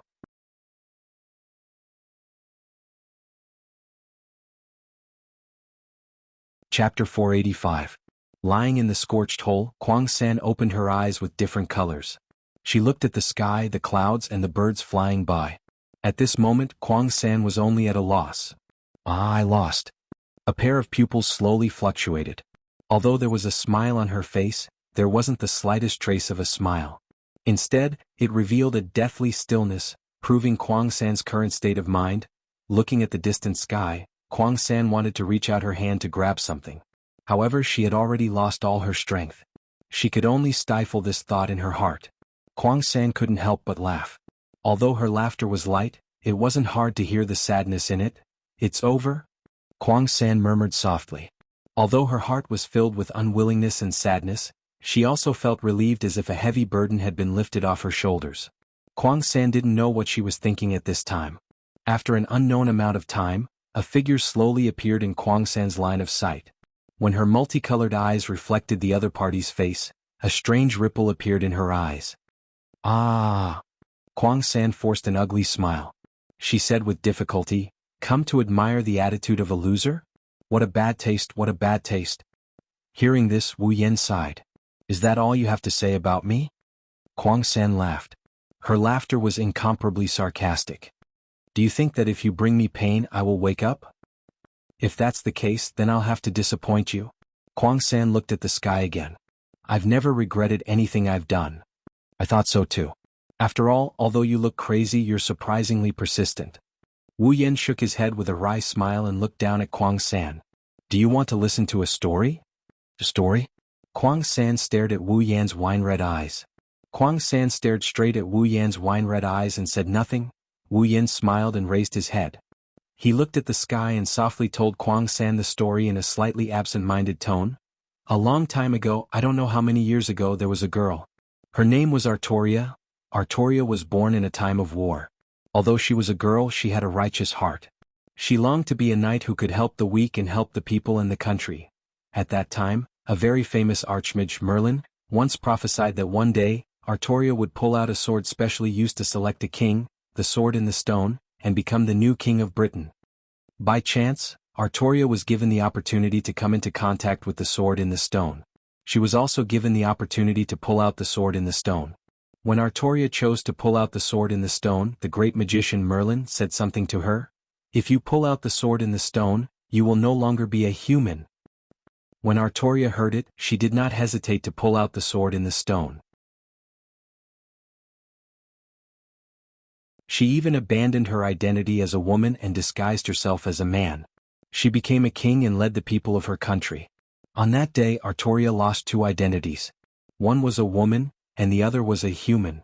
Thus, she gained another identity, which was a king. From that moment on, Artoria no longer cared about her feelings. She only cared about her country and her people. After she became the new king, she rushed into the battlefield like a man. In 10 years, she won 12 wars in a row and brought the kingdom of Britain to its peak. Even if she shed her blood on the battlefield, she did it for her country. Artoria protected her people and took responsibility for everything. However, after she picked up the sword in the stone, the magic of the sword in the stone stopped Artoria's body from growing. She maintained the appearance of a young girl.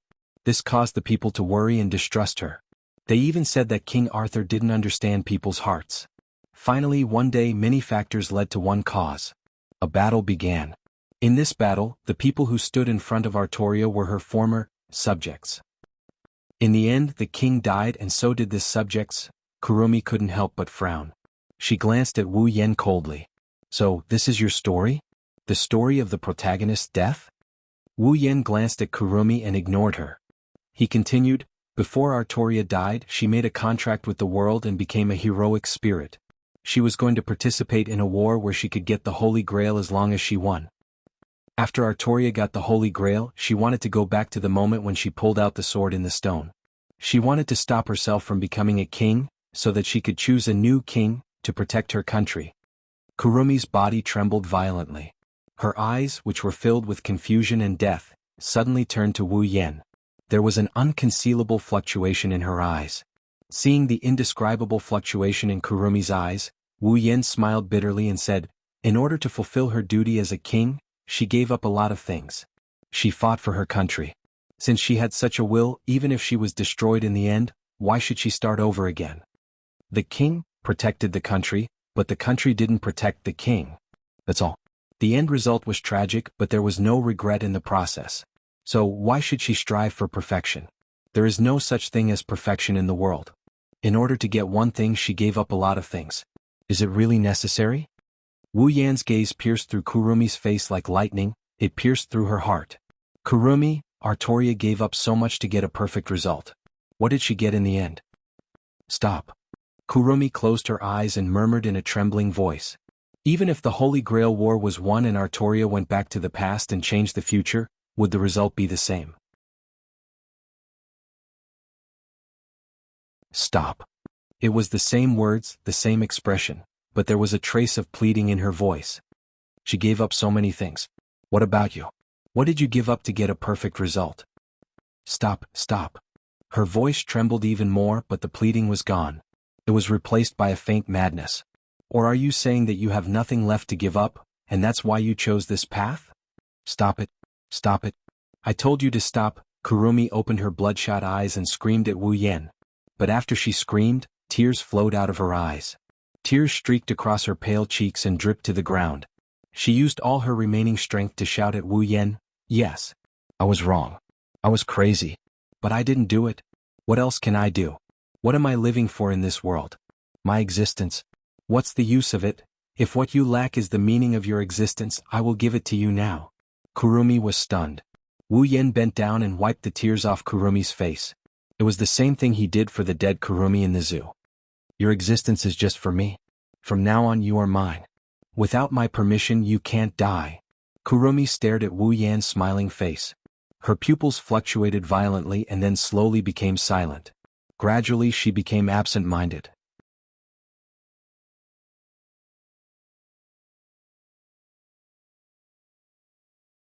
Chapter 486. The same place, different situation, but the same result, the same action, different words, and the same heart. Last time when Kurumi and Wu Yen had a date, they chose this zoo as the location. At that time, Wu Yen used a lie to convince Kurumi of some facts. Kurumi knew that from that moment onwards, the conviction she held onto for so long started to crack. However, Kurumi didn't want to admit it. Yes, she didn't want to. Even if this was the truth, she couldn't admit it. Because admitting it was the same as admitting that everything she did in the past was meaningless. Ever since coming to this world, Kurumi was the same as Toka and Yoshino. She was ambushed by humans and slowly survived.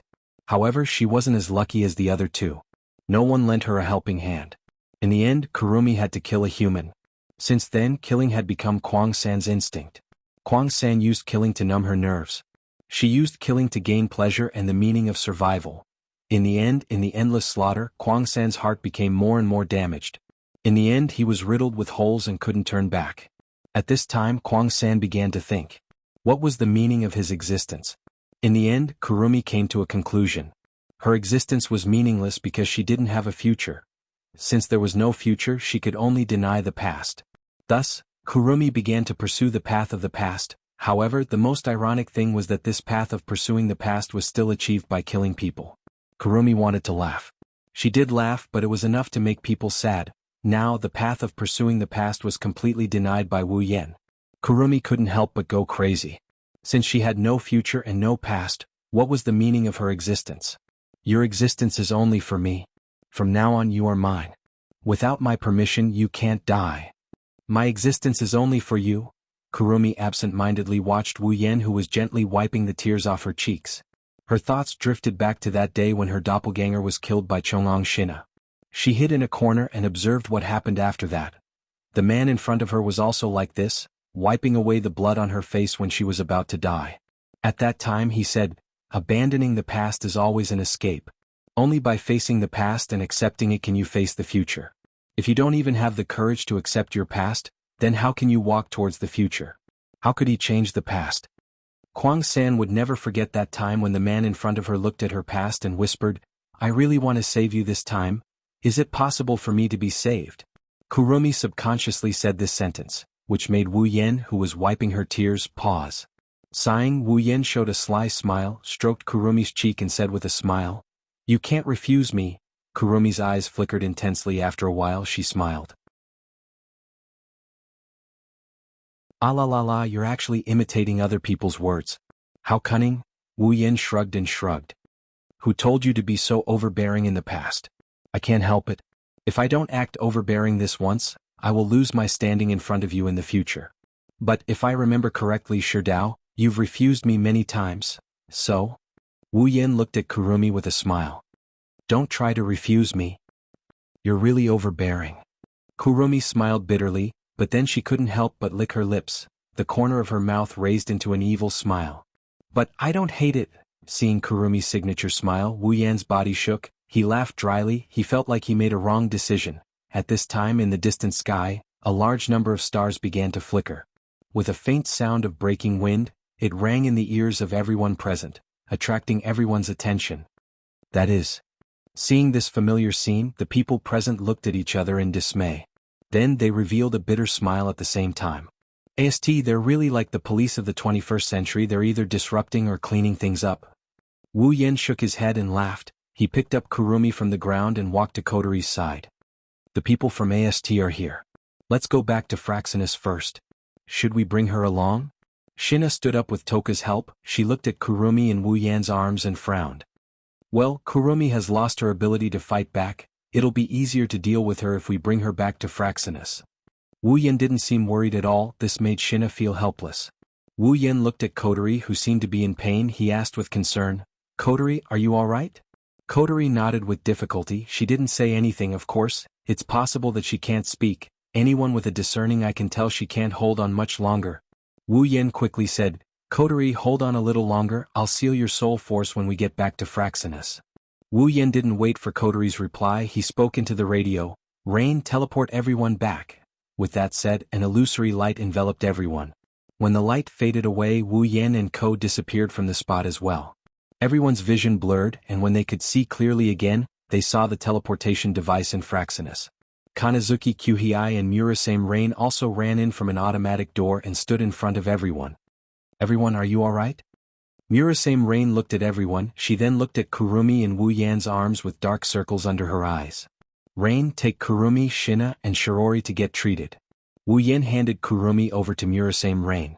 Wu Yan didn't know if it's just his imagination, but Murasame Rain seems to be more serious than usual. "I understand." Murasame Rain took Kurumi from Wu Yan's arms. Kanazuki Kuhei also helped Shina up. He picked up Shirori and followed Murasame Rain out of the room. Wu Yan let out a sigh of relief after Murasame Rain and the others disappeared from behind the automatic door. He looked at Kotori and the others and raised his hand. "Seal." 3 sealing bracelets lit up in his hand. Red runes appeared on the edges of each bracelet. Kotori, Toka, and Yoshino's spirit energy gradually quieted down and was sealed away. But in the next moment, Wu Yan's eyes widened a few times. He looked at Kotori and the others in shock. In front of Wu Yan, the 3 girls' soul force is being sealed again, their soul force is slowly fading away, revealing their delicate naked bodies. Looking at the 3 different girls in front of him, Wu Yan's eyes almost popped out of their sockets. The 3 girls didn't seem to be able to react as well, they just stared blankly at each other. The whole scene fell into an eerie silence. As time passed, Kotori was the first to react. She lowered her head, raised her arms, crossed her chest, and kicked Wu Yan in the stomach. "Haven't you seen enough?" With a bang, Wu Yan turned into a parabola and smashed into the ground. There's only one sentence left in his mind.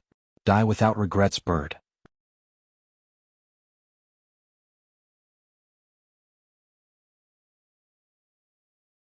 Chapter 487. In her hazy state, she slowly regained her consciousness. Reason crept into her mind and thoughts came to her heart. Kwang San quietly opened her eyes. Her eyelids trembled for a while before opening. Looking at the strange ceiling, Kwang San's head couldn't turn around. In a daze, her memories began to come back. Kwang San realized that she had been captured. Perhaps this was the so-called tit for tat. After all, she had just captured someone. "Are you awake?" While Kwang San was in a daze, a familiar voice came from her bedside. Kwang San was startled. She calmed down and turned to look at the source of the voice. Naturally, it was Wu Yan who brought her back. At this time, Wu Yan was sitting on Kwang San's bedside with his legs crossed. He was holding an apple in his hand and peeling it with a serious face. The red skin of the apple was pulled into a long strip. Kwang San could see that someone was trying to peel the apple into an endless strip. Kwang San couldn't help but laugh. She looked at the serious face of the man who was brimming with childishness. She couldn't believe that before this man had almost crushed her with his aura because she had kidnapped someone close to him. "How is it?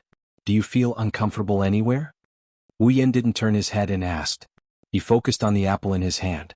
Just a little bit more and he would be able to peel the entire apple. But this made Kwang San feel dissatisfied.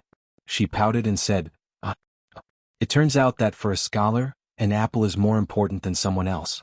You're so heartless, so heartless." Wu Yan turned his head around. His hand couldn't help but tremble when he turned his head. A long strip of apple skin was neatly sliced open before it fell to the ground with a clatter.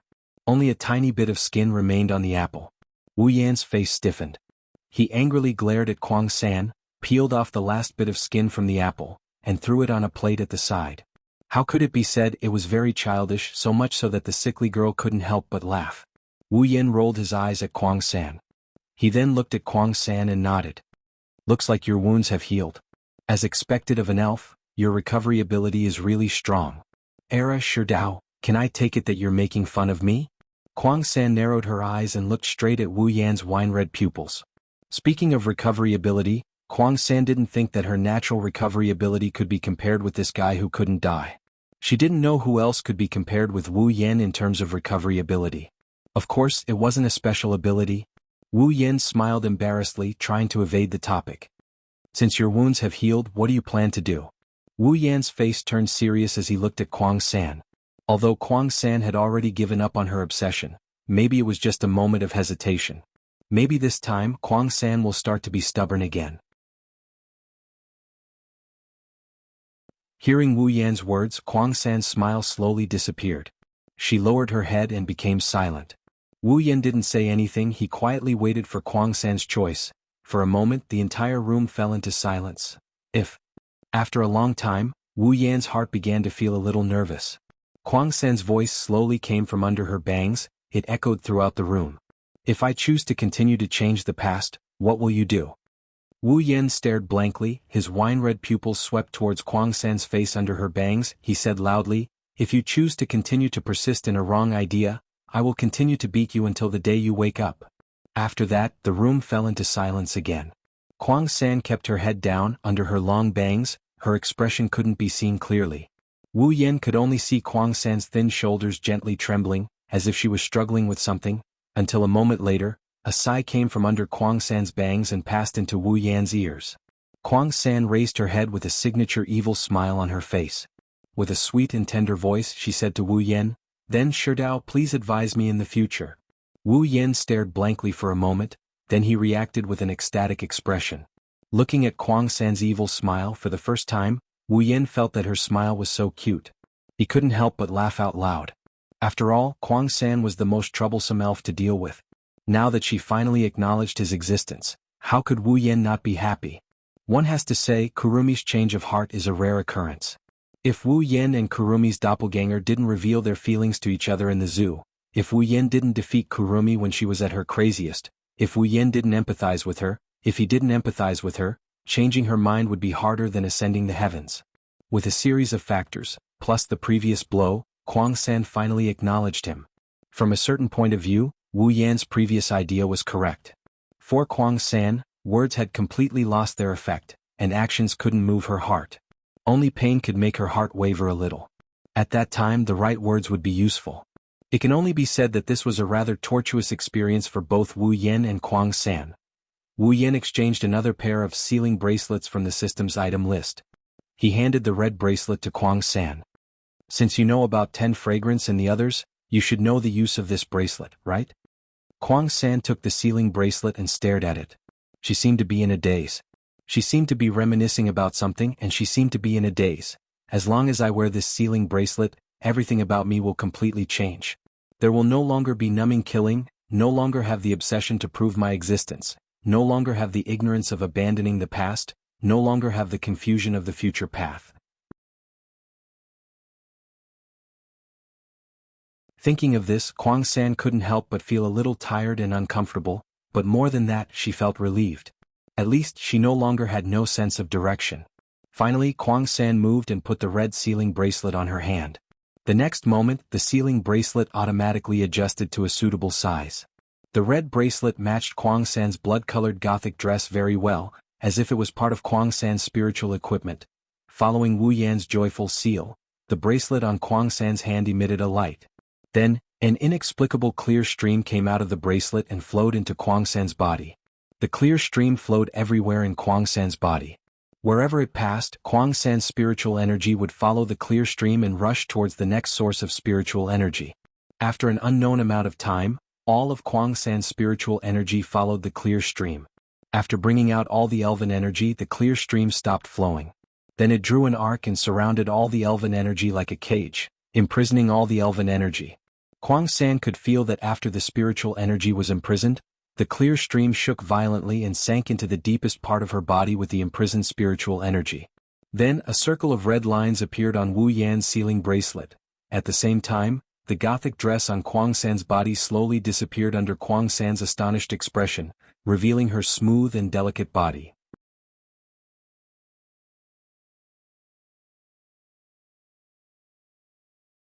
Chapter 488. 2 ponytails of different lengths were released from Kurumi's head at the same time her gothic dress disappeared. Her long black hair flowed down her back like a waterfall, making her look a bit more delicate. Her bangs swept past the corner of her eyes, hiding the golden clock on her left eye. Her remaining wine-red eye involuntarily glanced at her own body. Her eyes were filled with astonishment as if she couldn't adapt to the sudden change in the situation. Not long after, her revealing gothic dress turned into red sparks and disappeared from the room. Kurumi's perfect figure, her white body was revealed to Wu Yan. Wu Yan's mouth slowly widened until it formed an O shape. Wu Yen looked at Kurumi's naked body and her round breasts. When Wu Yen saw the red sparks, he felt his nose itch. He couldn't stay calm anymore. He had just witnessed Kotori and the other elves being stripped of their clothes. How could he have forgotten that the elves' power was sealed, and their spiritual equipment would disappear along with it? On the other side, Kurumi finally reacted to the accident of her body being exposed. The shock on her face turned into evil. She stared at Wu Yen with her wine-red pupils. As if she could see through his thoughts, Kurumi laughed. Sherdao, did you forget or did you do it on purpose? You're the only one who knows. Wu Yen abruptly regained his senses. He looked at Kurumi, who was still grinning at him. She didn't seem to care about her naked body at all. She waved her hands in panic. No, I really forgot. Wu Yen hurriedly explained. His eyes kept glancing at Kurumi, making his explanation unconvincing. I see. Kurumi narrowed her eyes and smiled seductively. She didn't even try to cover her body. Instead, she arched her body and placed her hands on the bed. Actually, I didn't mean to ask Shido to explain. The Shido wants to see you can do it anytime. If it's Shido. Wu Yen shuddered as he looked at Kurumi. She had a light pink blush on her cheeks. She looked very seductive. Her white and translucent body made him uneasy. He turned his head away with great difficulty. You should find something to wear first. Wu Yan's face was full of reluctance when he said that. 2 streaks of tears flowed down his cheeks, telling others how untrue his words were. Shido is really... Kurumi touched her lips and chuckled. I didn't expect you to have such a cute side. Cute. Wu Yen rolled his eyes. He didn't like how Kurumi used the word cute. He didn't know what to say, so he helplessly said. Alright, stop teasing me, hurry up and find something to wear. Kurumi looked at Wu Yen, who was sweating profusely. She revealed an evil smile and slowly crawled out of the bed toward Wu Yen. Wu Yan's body stiffened when he saw this scene. Before he could react, Kurumi had already crawled to his side. She stretched out her hands and turned Wu Yan's body to face her. Every corner of Kurumi's body was seen by Wu Yen again. Shido, didn't you say it? My existence is only for you. Therefore, my everything belongs to you, Shido. Kurumi's seductive voice made Wu Yan's heart tremble. Her seductive giggles rang in his ears. This time Wu Yen didn't turn his head. He stared at the pair of plump breasts in front of him. Kurumi's skin was as white as a pearl. Naturally, her pair of big breasts were white and shiny. They kept attacking Wu Yan's nerves. After a while, Wu Yan's eyes were filled with evil fire. Kurumi laughed. Her laughter was very evil and charming. She gently grabbed Wu Yan's hand and straightened her body. Her pair of plump breasts swayed in an arc. Do you want to touch it? It was a simple sentence, but it made Wu Yan's heart flutter. The evil fire in his heart rose. A rumbling sound came from his throat. In the silent room it was unusually loud. Kurumi couldn't help but laugh. Kurumi seemed to have gotten an answer. Without waiting for Wu Yen to reply, she grabbed Wu Yan's hand and pressed it on her plump breasts. In the next moment, a soft feeling filled Wu Yan's palm. Wu Yen was stunned. He looked at his hands that were pressing on Kurumi's plump breasts. Feeling the soft feeling, a weak string in his heart suddenly snapped. Ah! His hands that were holding Kurumi's plump breasts tightened. Kurumi's smiling face shook. She let out a seductive moan and her body tensed up. Wu Yen kneaded Kurumi's plump breasts like kneading dough. He fiddled with her plump breasts without any pattern. The smooth and tender feeling was constantly transmitted to Wu Yan's heart. Wu Yen narrowed his eyes in pleasure. Kuang San arched her body, covering her mouth with one hand and supporting herself on the bed with the other hand. Her face blushed adorably. In her wine-red pupils, misty mist began to spread. Extremely enchanting moans escaped from Kuang San's red lips, causing the entire room to be filled with a pink and ambiguous atmosphere. And Sherdao! Kurumi panted. Her eyes were blurred as she looked at Wu Yen, who was concentrating on kneading her breasts. Her moans were like extremely high alcohol content. When Wu Yen heard her moans, he began to feel a little drunk. While kneading, the two looked at each other. In their eyes there was only each other's face. Their expressions gradually became lost. After an unknown amount of time, the two faces began to move closer to each other. When the soft sensation reached their hearts from their lips, they realized what they were doing. By the time they realized what they were doing, their two tongues had already started to entangle with each other in Kurumi's mouth. At the same time, Wu Yan's hands didn't stop at all. He continued to knead with increasing strength. Kurumi's body began to glow red. Her lips were covered by Wu Yan. A muffled moan could be heard from Wu Yan's mouth. This told Wu Yan that his actions were affecting Kurumi. After a long while, the two of them finally let go of each other's lips and looked at each other again. However, the two of them had different expressions. One of them had a satisfied and evil smile on his face, while the other had a blush on her face. Her eyes were blurred and she was panting. Gradually, Wu Yan began to feel unsatisfied. One of his hands that was kneading Kurumi's breasts began to slide down Kurumi's soft body. Kurumi's body violently trembled. As Wu Yan's hand moved down, her heart began to beat faster. Until a moment later, when her lower body was held in his hand, a deadly electric current rushed into her heart. She let out a long sigh. Her moans kept coming out of her mouth. They were getting louder and more urgent.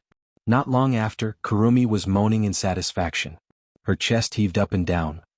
Seeing this, Wu Yan's hand stopped moving. His expression changed. He wanted to cry but had no tears. That's it? What should I do? Perhaps Kurumi saw Wu Yan's depression. She got up from the bed while gasping for breath. She came to Wu Yan's side and squatted down. Seeing this, Wu Yan was stunned. Could it be? In the next moment, as Kurumi lowered her head, Wu Yan sucked in a breath of cold air and closed his eyes. His face was filled with satisfaction.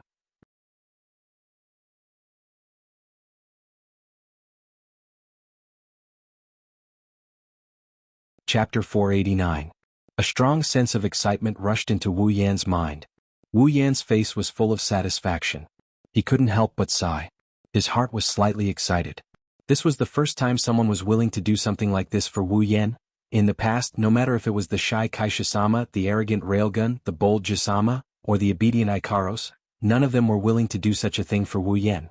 There were countless times when Wu Yan had bad intentions but he didn't dare to take the risk of being sliced by force. Unexpectedly, Kurumi, who had only known Wu Yan for a few days and met less than 10 times, took the initiative to accept his first time. How could Wu Yan not be excited? It can be seen that Kurumi had never done something like this before. Her movements were very jerky. There were a few times when she almost bit down. Her sharp teeth scraped against his skin. While Wu Yan was enjoying it, he was also scared to the extreme. However, after a few more attempts, Kurumi seems to have grasped a few tricks. She's able to control her strength very well. This allowed Wu Yan to relax and he started enjoying himself. After an unknown amount of time, Wu Yan exhaled. Kurumi also let out a whimper. Then, the sound of her throat rolling continuously rang. Hearing this, Wu Yan's evil fire that had just subsided suddenly surged again.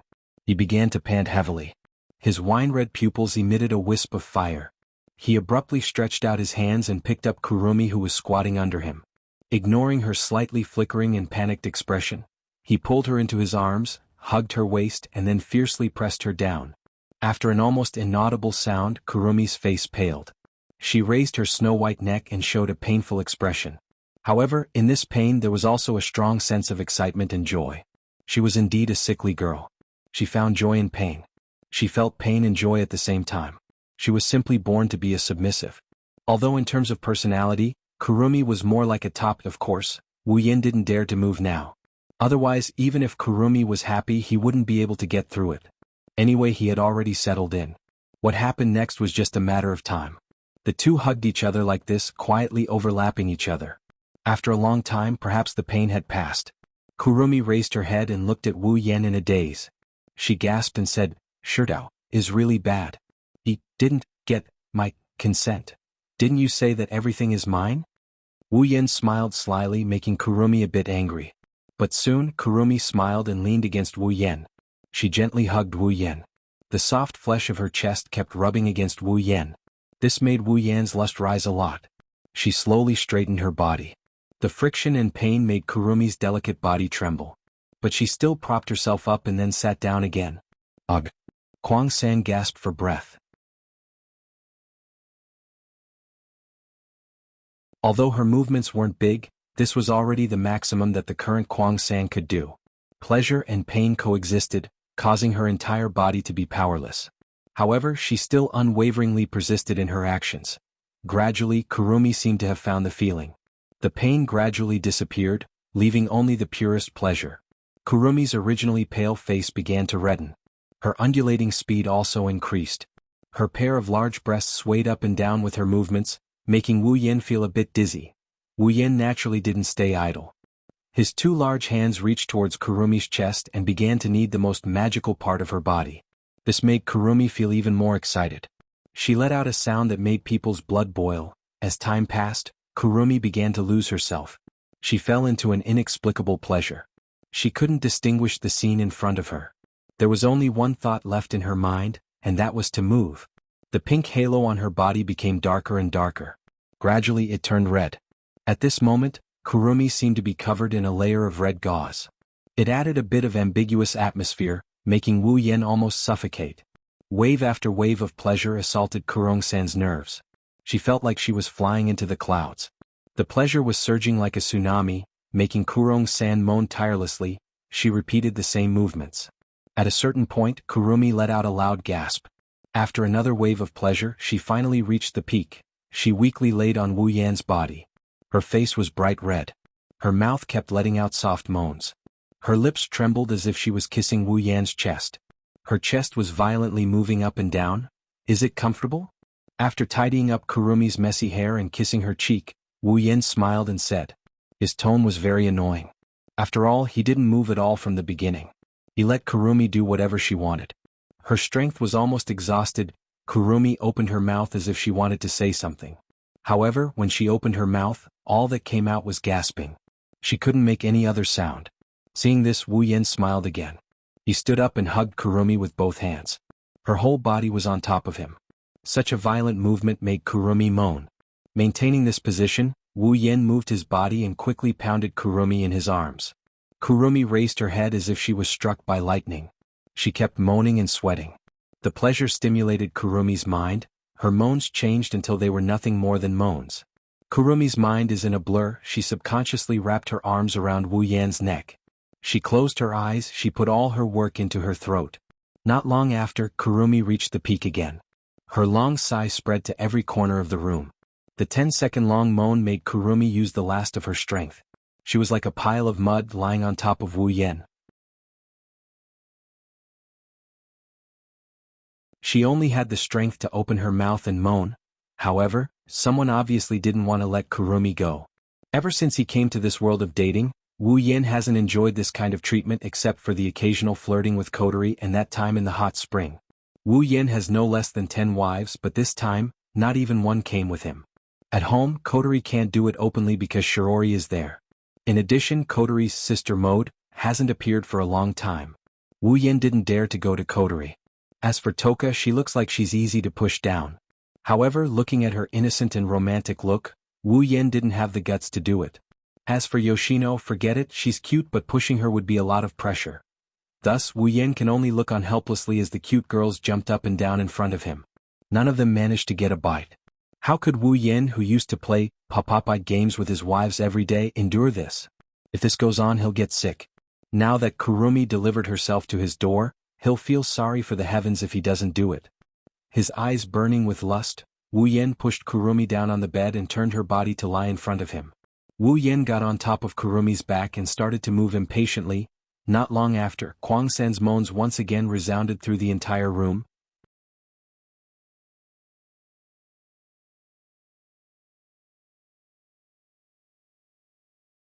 Chapter 490. In the sky above Heavenly Palace City, inside Fraxinus, in a ward specially used for the sick and injured to rest, a series of continuous panting sounds rang out. There were no pedestrians outside the door.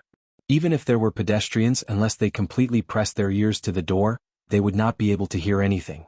People could not help but sigh at the soundproofing effect of the ward. Of course, if someone were to discover this secret inside the room, they'd definitely curse out loud. After all, if you ask who's inside the room, the first thing that comes to mind is the injured and the injured. Isn't he afraid of being despised for having sex with the injured or the injured in the room? It's really unbelievable. An hour ago, Kurumi was the owner of this room and she was still in a coma. But now she's doing something that's both physically and mentally draining. It's really hard to say what's good for her. You have to sigh at the conscience of a certain wolf. He actually pushed an injured person. However, Kurumi's injuries have mostly healed while she was in a coma. Although she's still lacking in physical strength, she's fine in other areas. You can see that from how she's still touching Wu Yan. Kurumi didn't actually want to have sex with Wu Yan, but because of the disappearance of the spiritual equipment and Wu Yan's performance, Kurumi couldn't help but want to have sex with him. As for the consequences of doing that, Kurumi thought she'd just let him have sex with her and she'd help him deal with it afterward. Who knew that she'd be the one to pay the price? Even if Kurumi didn't dislike the result, she'd still be angry. Of course, it's too late to talk about this now. After an unknown amount of time had passed, a long moaning sound once again sounded. The intermittent moaning gradually weakened. Other than some faintly discernible panting sounds, there was no other sound in the room. Wu Yan was lying there with a refreshed expression on his face. His wine-red eyes were slightly narrowed. Kurumi was lying on top of him, her face was red, her breasts were violently moving up and down. Her breasts were constantly rubbing against Wu Yan's chest, almost making Wu Yan burn again. After panting for a while, Kurumi finally couldn't bear the burden and slowly closed her eyes. Her breathing also became regular, telling Wu Yan that she was tired. "You've worked hard." Stroking Kurumi's long black hair, Wu Yan said with a guilty tone. Originally, with Kurumi's elf body, even if the two had sex for a long time, she wouldn't be so tired that she'd fall asleep. Unfortunately, Kurumi's injuries had just healed and her strength was sealed, so her recovery was greatly reduced. Wu Yan, on the other hand, had been holding back for a long time, so he wanted to have a good time. Naturally, the weaker one would be lying on the ground. Moreover, even if she didn't get stronger, Kurumi still wouldn't be Wu Yan's opponent, let alone now. But it must be said that even if it was the first time, Kurumi still showed amazing talent. Her injuries had just healed, but she was still able to accompany Wu Yan to this point. She was indeed the most unrestrained elf among all the elves. Hugging the sleeping Kurumi, Wu Yan caressed her soft and smooth back. Inadvertently, he touched the sealing bracelet on Kurumi's wrist. Suddenly, he remembered that Kurumi seemed to be the last target of his second dungeon mission. The 4 elves required for the second dungeon mission had already put on the sealing bracelet. Then, the second dungeon mission should be completed already, right? Since the second dungeon mission was completed, the third dungeon mission should also be activated, right? Reaching out his hand, he opened the system projection and pulled up the mission column.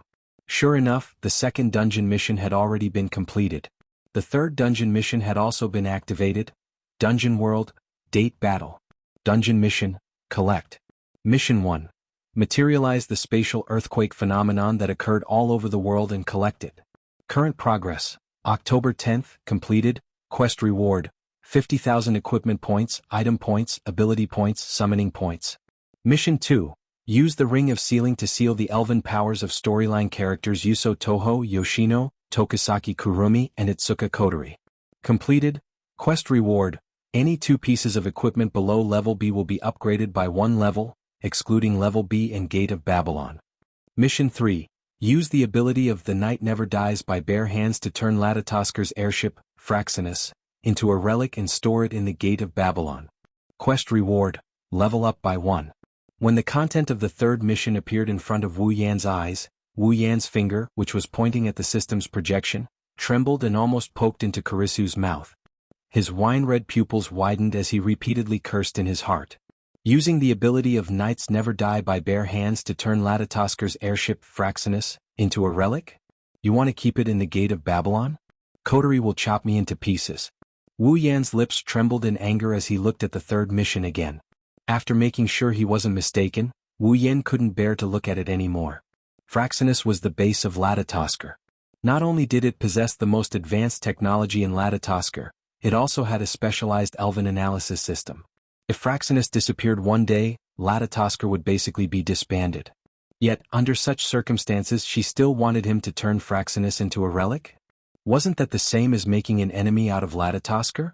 Even if Kotori agreed to it, the other members of Ladataskar would never agree to it, let alone Kotori. Although as the commander of Ratatoskar, Kotori's orders were absolute, when the time came, where would the members of Ratatoskar go? If he were to turn Fraxinus into a noble phantasm, then Fraxinus would become his exclusive item. Even if he allowed others to use it, they would have to approve of it in their hearts. This mission is both simple and difficult. The simple part is that he only needs to get Kotori's approval. The difficult part is that the other members of Ladataskar don't know how to deal with it. Should he rob it? If he did that, even Kotori wouldn't forgive him, let alone the others. After staring at the third mission for a long time, Wu Yan sighed. He couldn't figure out what the other members of Latatosker would think about it. Wu Yan could only put it aside for now. Since he wasn't in a hurry to leave this world, he'll put the third mission aside for now. He'll deal with it when Kotori has a showdown with her. The reward of this quest, on the other hand, made his heart skip a beat. Leveling up by 1 seems like a small amount, but if he could level up by 1 level, he would be able to reach level 70 and become a tier 8 powerhouse. That would save him a lot of leveling time. Due to the difficulty of the mission, Wu Yan could only give it up for now. Beep. The second mission has been completed. Reward: any 2 pieces of equipment below level 8 will be upgraded by 1 level. Please make your choice. Warning. This does not include the upgrade of the equipment, excluding the Gate of Babylon as well. The system notification rang in Wu Yan's ears. Wu Yan was stunned for a moment, but when he came back to his senses, his face lit up with excitement. Wu Yan has been eyeing the reward of the second dungeon for a very long time. You're tuning in to the Han Li's Wuxia Chronicles YouTube channel. We're so grateful for your support, and don't forget to subscribe to join us on this incredible journey through captivating stories. Your generosity through donations truly makes a world of difference, as it's the primary source of revenue that allows me to expand and enhance this channel for you. Thank you from the bottom of my heart for being a part of this adventure.